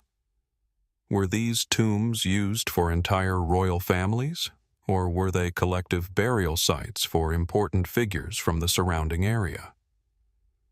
The presence of these additional rooms raises questions about the social structures of Mycenae and the possible collective nature of its elite burial practices. In addition to these architectural mysteries, the very location of the Tholos tombs, on the slopes of a hill, surrounded by what appears to be a carefully planned cemetery, adds another layer of intrigue. Were these tombs aligned with celestial events, as many other ancient burial sites were, such as the tombs of the Egyptian pharaohs or the megalithic structures of Stonehenge? Could the tombs have been designed to interact with specific astronomical phenomena, such as the rising or setting of the sun, or the positions of certain stars? Given the Mycenaeans' apparent interest in symbolism and the natural world, it is not entirely out of the question that the builders had a deep understanding of astronomy and incorporated this knowledge into the design of the tombs. As with so many ancient wonders, speculation about the true purpose and meaning of the Tholos tombs runs wild. While mainstream archaeology leans toward their use as burial sites for the powerful elite, alternative theories propose a more esoteric purpose. Some suggest the tombs were used in the performance of ancient rituals tied to the cosmos, perhaps involving offerings or sacrifices to appease the gods. Others propose that the tombs were not just burial sites but spiritual sanctuaries, places where the living could commune with the dead and ensure the continued favor of the ancestors. The mystery of the Tholos tombs of Mycenae is, like many ancient sites, far from solved. Their purpose, their builders' exact methods, and the full scope of their significance remain open questions. While we can reconstruct the basic facts from the archaeological evidence, we cannot yet explain why the Mycenaeans chose this particular form of burial, nor why these tombs continue to capture the imagination of those who visit them. What can we learn from these remarkable structures, and what secrets still lie hidden beneath their imposing domes? The Tholos tombs stand as silent witnesses to a culture that once ruled much of the Aegean world, offering us a glimpse into their beliefs, their ambitions, and their understanding of life and death. Yet the tombs themselves remain enigmatic, suggesting that the Mycenaean civilization, like so many ancient peoples, left behind mysteries that may never fully be understood. As we continue to explore these ancient sites, we are reminded that, while history may provide answers to some questions, it often opens the door to far more mysteries than it closes. What other secrets might the Tholos tombs still reveal? And perhaps most hauntingly, what other voices from the past are waiting to be heard? As we turn our attention to the heart of North America, we encounter one of the most astonishing and enigmatic archaeological sites on the continent, Cahokia Mounds. Located in what is now Illinois, near the banks of the Mississippi River, Cahokia was once the largest and most complex urban center of prehistoric North America, spanning an area larger than many early European cities. It flourished between 600 and 1400 AD, but even now, thousands of years later, its purpose, the full extent of its culture, and its sudden decline remain shrouded in mystery. The site is dominated by large earthen mounds, which rise sharply against the otherwise flat landscape. Some of these mounds are enormous, reaching heights of over 30 meters. The most famous of these is Monk's Mound, which towers over the site, and was once the focal point of the entire Cahokian community. Standing atop Monk's Mound, one is afforded a sweeping view of the surrounding area, a vast and sprawling cityscape, now covered in grass and silence, but once teeming with life. Its purpose as the center of a thriving civilization is clear, but much about the society that built it remains unknown. The mounds themselves, many of which served as burial sites or platforms for important buildings, provide the only physical evidence of this once great civilization. Each mound was carefully constructed using massive amounts of dirt, transported from miles around by the inhabitants who lacked modern tools, yet managed to create impressive monuments that have withstood centuries of erosion and weathering. The precision and coordination required to build such a city, complete with an extensive network of ceremonial plazas, residential areas, and defensive structures, point to a highly organized society, one whose engineering and architectural achievements are still difficult for modern experts to fully comprehend. While Cahokia's mounds offer an extraordinary window into the past, they also leave us with as many questions as answers. The sheer scale of the site is mind-boggling. At its peak, Cahokia may have had a population of 20,000 to 30,000 people, making it one of the largest cities in the world at the time. The society here was clearly sophisticated, with intricate social structures, monumental architecture, and an advanced understanding of astronomy and geography. The careful planning of the city's layout, aligned with solar and lunar cycles, suggests that the Cahokians had a profound relationship with the cosmos, a characteristic they shared with other ancient civilizations, such as the Maya and the Egyptians. The most curious feature of Cahokia is the absence of written records.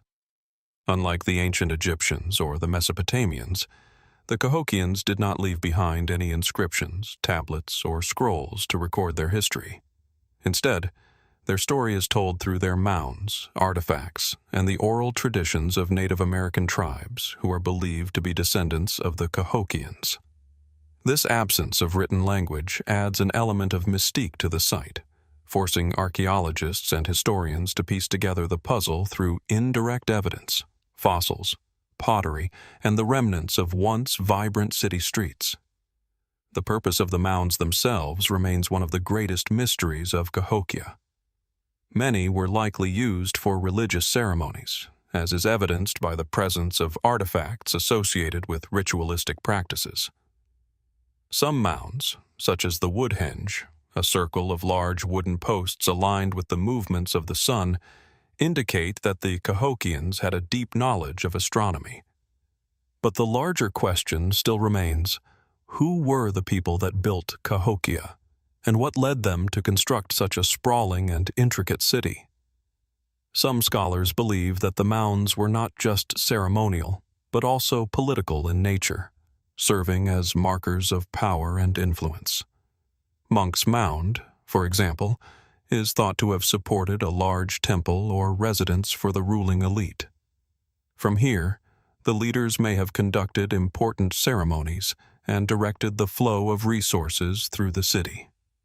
Other theories suggest that the mounds may have served as platforms for public gatherings, or even as burial sites for the most prominent individuals in the society.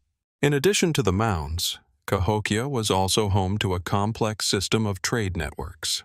Archaeological evidence reveals that the Cahokians traded far and wide, exchanging goods such as copper, shell beads, and precious stones with distant regions across North America. This trade network helped sustain the city, allowing it to flourish as a center of cultural exchange and economic activity. But while the economic strength of Cahokia is clear, the factors that sustained its population for centuries and the eventual collapse of the civilization remain unclear. The sudden decline of Cahokia is perhaps the greatest mystery of all. By the early 15th century, the city had begun to fall into ruin. The population shrank dramatically, and the once great metropolis was abandoned. But what caused this collapse? There are several theories. Some scholars argue that environmental factors, such as flooding of the Mississippi River, could have led to the city's decline. Others point to internal strife or warfare with neighboring tribes. Still, others suggest that social upheaval or overexploitation of resources led to the downfall of Cahokia. One particularly intriguing theory posits that the Cahokians may have experienced a form of ecological collapse, in which the city's growing population and its reliance on intensive agriculture, particularly maize cultivation, led to soil depletion and food shortages. As the fertile soil around the city became exhausted, the people may have been forced to move away in search of new agricultural land. This theory aligns with similar patterns seen in other ancient civilizations, where resource exhaustion contributed to their eventual collapse. Yet, even as the Cahokian civilization faded, the remnants of the city, its mounds, its artifacts, and its stories remained, hidden beneath the earth for centuries. In the modern era, the site of Cahokia was rediscovered and excavated, offering glimpses into the lives of the people who once inhabited this remarkable city. And while much has been learned, the full story of Cahokia remains elusive. Today, Cahokia Mounds is a UNESCO World Heritage Site, a testament to the ingenuity and complexity of an ancient civilization whose memory lives on in the mounds that rise silently against the sky. Visitors come from all over the world to stand at the foot of Monk's Mound, gazing out over the once bustling city, and to ask the same question that has puzzled archaeologists for centuries. What happened to the people of Cahokia? Was it a natural disaster, a shift in climate, or the result of political and social turmoil that caused their fall? Or is there something deeper at play, something that we, with all our modern understanding, have yet to uncover? As we continue to study the Cahokia Mounds, the mystery of their rise and fall persists, reminding us that some ancient civilizations leave behind not just physical remnants but unanswered questions that endure through time. The mounds stand, silent and watchful, as if guarding their secrets. And perhaps the greatest mystery of all is this: what stories remain buried within these ancient mounds, waiting to be uncovered, waiting to shed light on a lost civilization and its enigmatic end? As we shift our focus to the Horn of Africa, a region rich with history, we find ourselves standing in the shadow of the ancient Tiya Stelae, a mysterious archaeological site in modern-day Ethiopia. These stelae, tall stone pillars adorned with intricate carvings, have long puzzled archaeologists, historians, and explorers alike. Towering over the surrounding landscape, they serve as silent sentinels of a long-forgotten civilization, one that, despite leaving behind such monumental structures, remains largely unknown to modern scholars. The Tiya Stelae site consists of more than 30 upright stones, each etched with cryptic symbols and mysterious figures. Located in the central highlands of Ethiopia, just a few miles south of the capital Addis Ababa, the site was first identified by European explorers in the late 19th century. But even though the stelae have been studied for over a century, many aspects of the site remain unexplained. The carvings on the stones, their purpose, and the people who created them are all shrouded in uncertainty. Standing at the site, it's impossible not to be struck by the eerie, almost otherworldly atmosphere that surrounds these stones. The stelae, some as high as 5 meters, rise starkly against the backdrop of the rugged Ethiopian highlands. Many of them are adorned with abstract geometric patterns, others with anthropomorphic and zoomorphic designs, depictions of faces, arms, and human figures, some seemingly wielding weapons. What's most striking, however, is the lack of clear context or explanation for the carvings. Unlike the petroglyphs and inscriptions found in more well-known ancient sites, the symbols on the Tiya Stelae do not match any known language, making them impossible to decipher. They remain a puzzle, one that has defied understanding for over a century. The first major question that arises when exploring the Tiya Stelae is, who were the people who created them? While there are no direct records or written language left behind by the creators of these monuments, archaeologists have speculated that the stelae date back to the 10th century BC, during a time when the region was home to early kingdoms and powerful tribes. Some believe the stelae were created by the Demet civilization, a precursor to the Aksumite Empire, which would later rise to prominence in the region. The Aksumites, known for their sophisticated urban culture and monumental architecture, may have inherited and adapted some of the religious and cultural practices from their ancestors, including the stelae. Other theories, however, suggest that the Tiya Stelae may be connected to even older traditions. Some scholars argue that the site could be the product of a much earlier civilization, one whose influence spread across the Horn of Africa and perhaps even into the Arabian Peninsula. The striking similarity of the stelae's motifs to those found in other ancient cultures, such as the Himyarite inscriptions of southern Arabia, has led some to hypothesize that there may have been ancient trade routes and cultural exchanges between these regions long before the rise of Aksum. But what was the purpose of these towering stones? If the stelae were indeed created by the Demet or Aksumite peoples, they may have had a religious or ceremonial function. The site's location, high on a plateau surrounded by dramatic landscapes, suggests that it could have been a place of spiritual significance, perhaps a burial ground or a site used for ancestral worship. The stelae's detailed carvings, with their human figures and abstract symbols, could have represented the gods, spirits, or revered ancestors of the people who created them. But the absence of any known burial sites at the Tiya location has led some researchers to question whether these stones were primarily used for funerary purposes at all. Was the site a sanctuary? Or perhaps an astronomical observatory, where celestial events were marked by the alignment of the stelae? Interestingly, some of the stelae display what appear to be depictions of weaponry, swords and axes, leading some to speculate that the site may have been a commemorative space, perhaps honoring fallen warriors or marking important victories. The presence of these images has led to the theory that the Tiya Stelae could be a record of martial achievements or a symbolic representation of military power. Yet this idea is far from certain, and much of the interpretation remains speculative, as no written records have been found to confirm such a theory. There is another more dramatic hypothesis that has emerged over the years, one that suggests the stelae may have been constructed as part of a ritualistic practice tied to an ancient cult or belief system.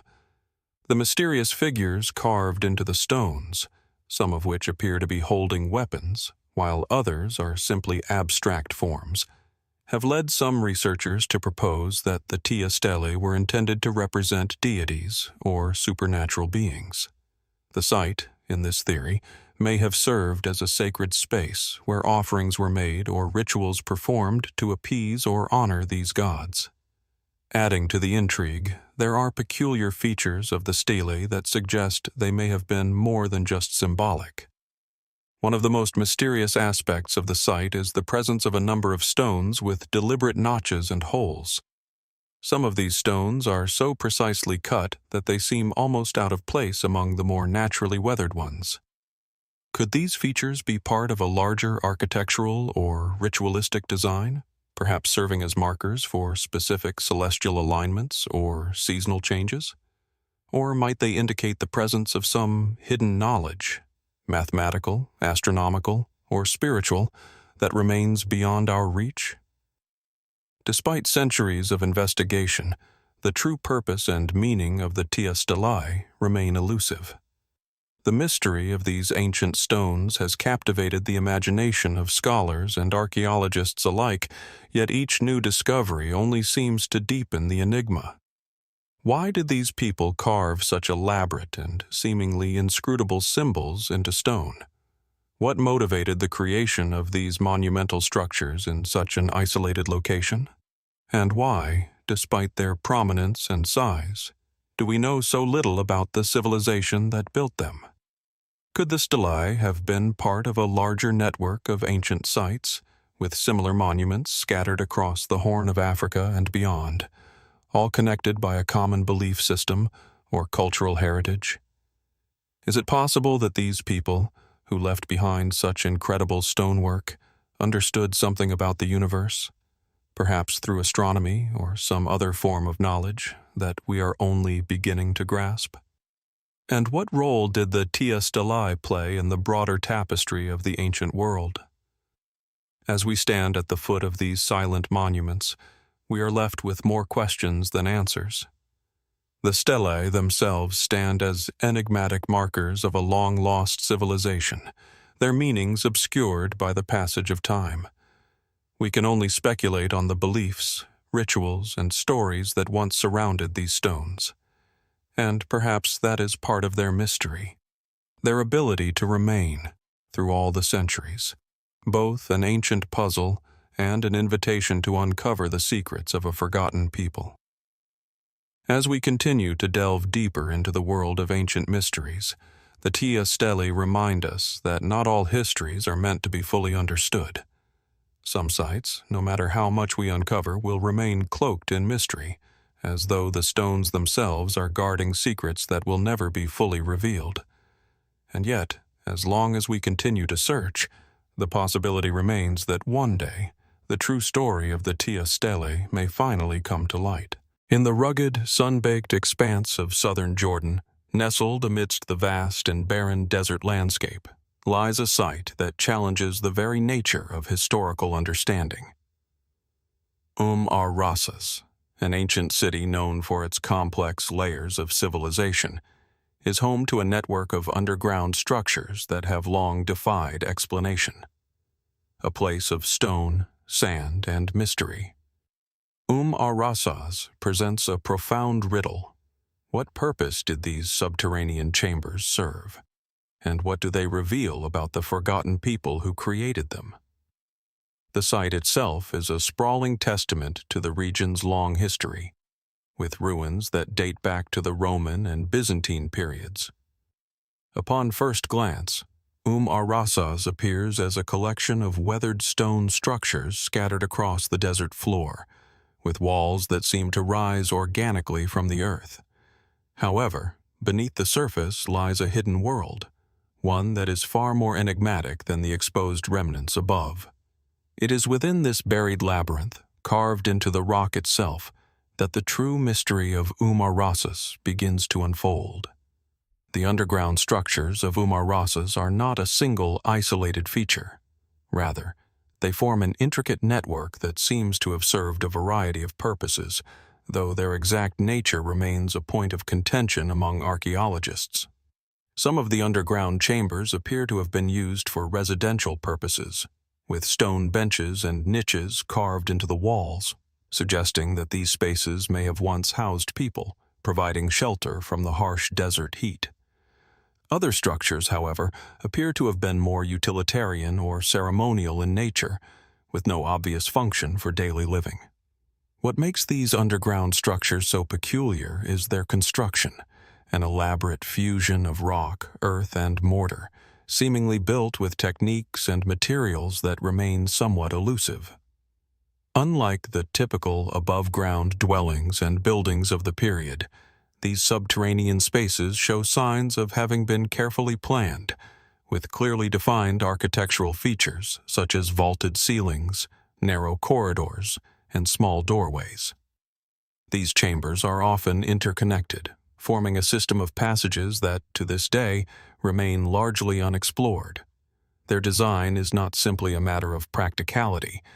There is something about the precision of the stonework and the spatial organization that suggests a deeper, more complex purpose. The underground chambers of ar-Rasas are not entirely isolated from the surface world. Some are connected to the surface by vertical shafts, through which sunlight and air can enter, albeit in limited quantities.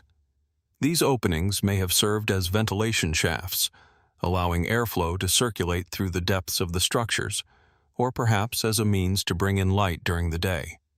But the question remains: why were these chambers built so far beneath the ground? What necessity drove the inhabitants to create such hidden, enclosed spaces? And why not build above the surface like other contemporary civilizations? The most immediate theory is that these underground chambers provided a refuge from the harsh elements of the desert, offering protection from both extreme heat during the day and the intense cold of the desert night. In a region where water is scarce and temperatures fluctuate drastically, these subterranean spaces could have served as life-saving shelters. Yet, this explanation only scratches the surface of the mystery, as it does not account for the complex nature of the construction or the apparent purpose of the interwoven underground networks. Could the underground chambers have served a religious or ceremonial function? Some scholars have suggested that these spaces were used for worship or ritual practices, citing the location of ar-Rasas near important religious centers during the Byzantine era. During this time, the area was part of a broader Christian presence, and it is conceivable that the underground structures were used for secret gatherings, away from the prying eyes of outsiders. The notion of subterranean religious sanctuaries is not foreign to ancient cultures. Similar underground temples and shrines have been found in places like Egypt and the Near East. But while it's tempting to view these structures through a religious lens, the lack of clear iconography or direct evidence linking them to religious practices makes this theory speculative at best. What adds to the intrigue of the ar-Rasas underground structures is the possible connection to earlier cultures. The site itself has yielded evidence of Roman and Byzantine occupation, with a wealth of ruins such as churches, baths, and fortifications scattered across the surface. Yet, traces of earlier inhabitants, likely dating to the Nabatean period, suggest that this land had been inhabited for centuries before the rise of the Romans and Byzantines. Could these underground chambers have been part of an even older tradition, built by the Nabateans or another ancient civilization whose ways are now lost to history? It's a compelling possibility, given the advanced engineering skills demonstrated in the design of the chambers, which some argue could be the product of a much older, more sophisticated people. Another factor that complicates the understanding of these underground spaces is the potential influence of external cultures. The ancient city of Petra, located just a few hundred kilometers to the north, is well known for its elaborate rock-cut architecture, including vast subterranean networks and intricate water management systems. The Nabateans, who inhabited Petra, were master stoneworkers and engineers, and some researchers have speculated that the influence of this advanced culture might have extended southward to ar-Rasas. Could the underground chambers be part of an ongoing exchange of architectural and technological knowledge between the two civilizations? There is also the possibility that these structures were designed to serve a more pragmatic function, such as storage. The desert environment, with its extreme temperatures and lack of rainfall, made food storage a considerable challenge. The idea of using underground spaces to store food and water would make sense in such a context, as the cooler temperatures underground could help preserve provisions for long periods of time. Evidence of pottery, tools, and storage containers found within some of the chambers supports this theory. Yet, there are still questions about why such elaborate and interconnected systems of underground spaces would be necessary for storage alone. Adding to the mystery of ar-Rasas is the sheer scale of the underground network. Archaeologists have only begun to scratch the surface in their exploration of the chambers, but many more still lie buried beneath the sand, waiting to be discovered. What else might lie hidden in these subterranean passages? Could there be further clues to the site's purpose? Artifacts, inscriptions, or even undiscovered chambers that could shed more light on the identity of the people who built them? As we consider the possible answers to these questions, we are reminded that many of the ancient mysteries of the world are defined by what we do not yet understand.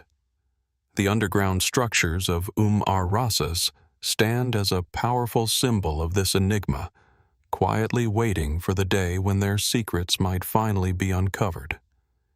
Each theory, each speculation, adds another layer to the puzzle, but the truth, it seems, is still buried beneath the earth.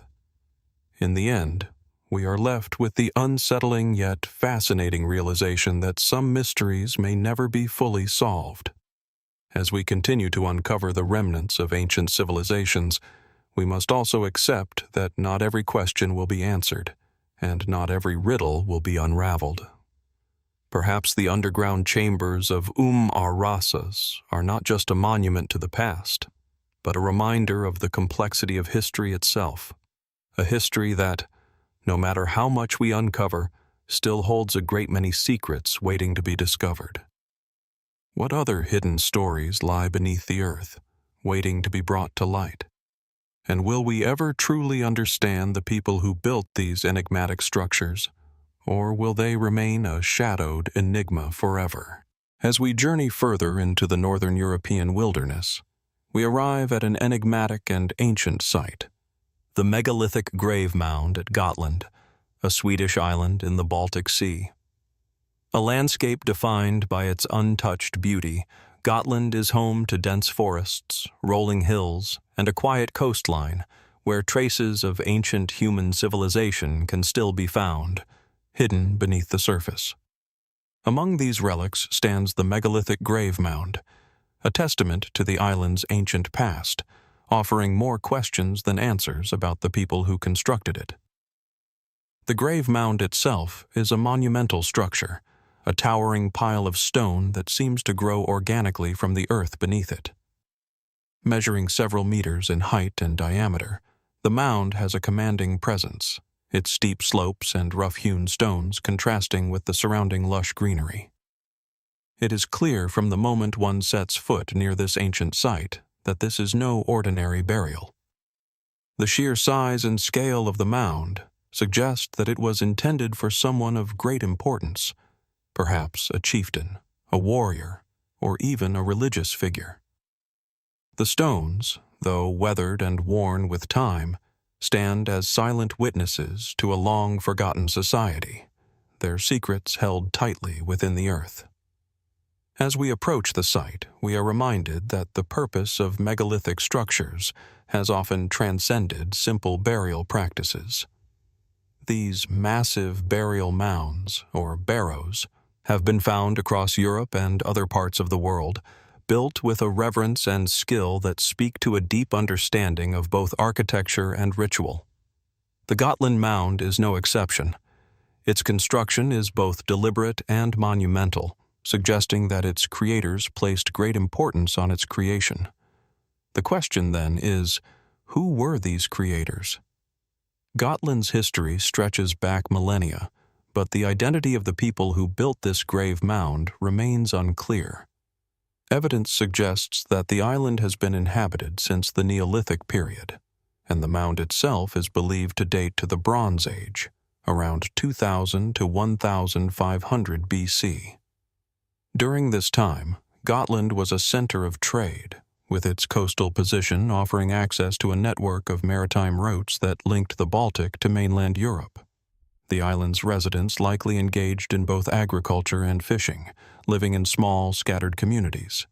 It is likely that these people, part of a larger cultural tradition in northern Europe, practiced animistic or polytheistic religions, venerating natural forces and deities through rituals and sacrifices. What is particularly striking about the megalithic grave mound at Gotland is the fact that it does not appear to be a typical burial site. Unlike the more straightforward burial practices of other cultures, the mound at Gotland seems to have been part of an elaborate and mysterious ritual.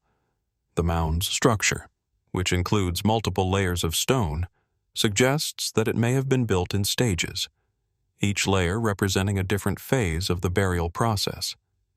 This gradual construction hints at a deeper ceremonial purpose, possibly linked to beliefs about the afterlife or the transformation of the deceased into a divine or powerful being. Upon further investigation, we find that the mound contains no apparent signs of human remains. This raises further questions. Why would such an elaborate monument be constructed if there was no body to honor within it? Could it be that the burial site was meant to hold the remains of a prominent individual whose body was never placed within the mound? Or might it have been intended for a different kind of ritual entirely, one not centered on a physical body, but perhaps on an ancestor's spirit, or the essence of the deceased? One intriguing possibility is that the mound was a cenotaph, a symbolic burial for a person whose body was never interred. In some ancient cultures, cenotaphs were built to honor revered figures, especially if their remains were lost or never recovered. The mound at Gotland, with its layers of stone and intricate construction, may have served as a tribute to a powerful figure, their influence and legacy preserved not in the physical body, but in the monumental structure that stood in their name. Alternatively, the site may have been used for collective burial or ritual offerings, where the dead were commemorated through offerings, feasts, or sacrifices rather than being buried in a conventional sense. This aligns with the practices of many ancient cultures that believed in the ongoing relationship between the living and the dead, where the dead were not entirely removed from the world of the living. The mound might have served as a focal point for the living community to connect with their ancestors, honoring them with rituals and ceremonies that ensured the continued favor of the gods or spirits. Despite decades of study and excavation, the full purpose of the Gotland Mound remains elusive. Archaeologists have uncovered fragments of pottery, tools, and other artifacts around the mound, but the absence of human remains within the structure itself leaves much to the imagination.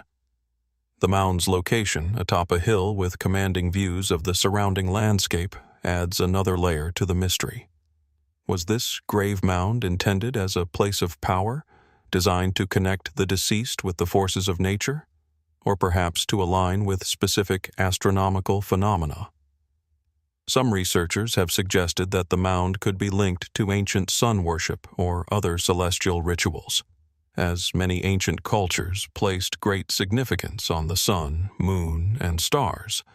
The site's orientation, its alignment with natural features, and its location on the island, all of these factors invite speculation about whether the mound had some deeper cosmological meaning.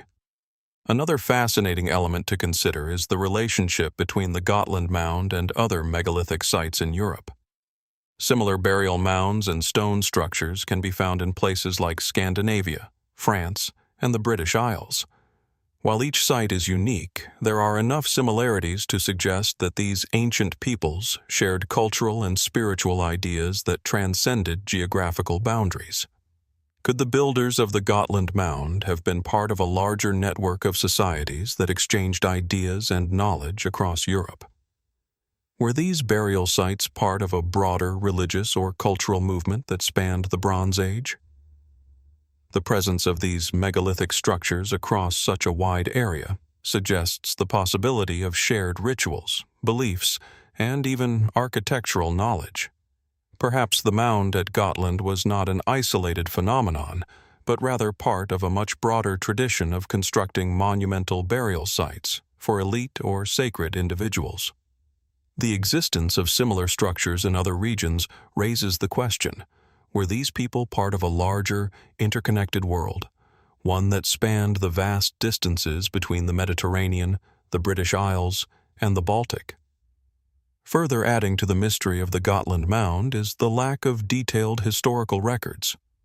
Unlike the ancient Egyptians or Mesopotamians, who left behind extensive written records detailing their building projects and religious practices, The societies of Northern Europe in the Bronze Age left little in the way of written documentation.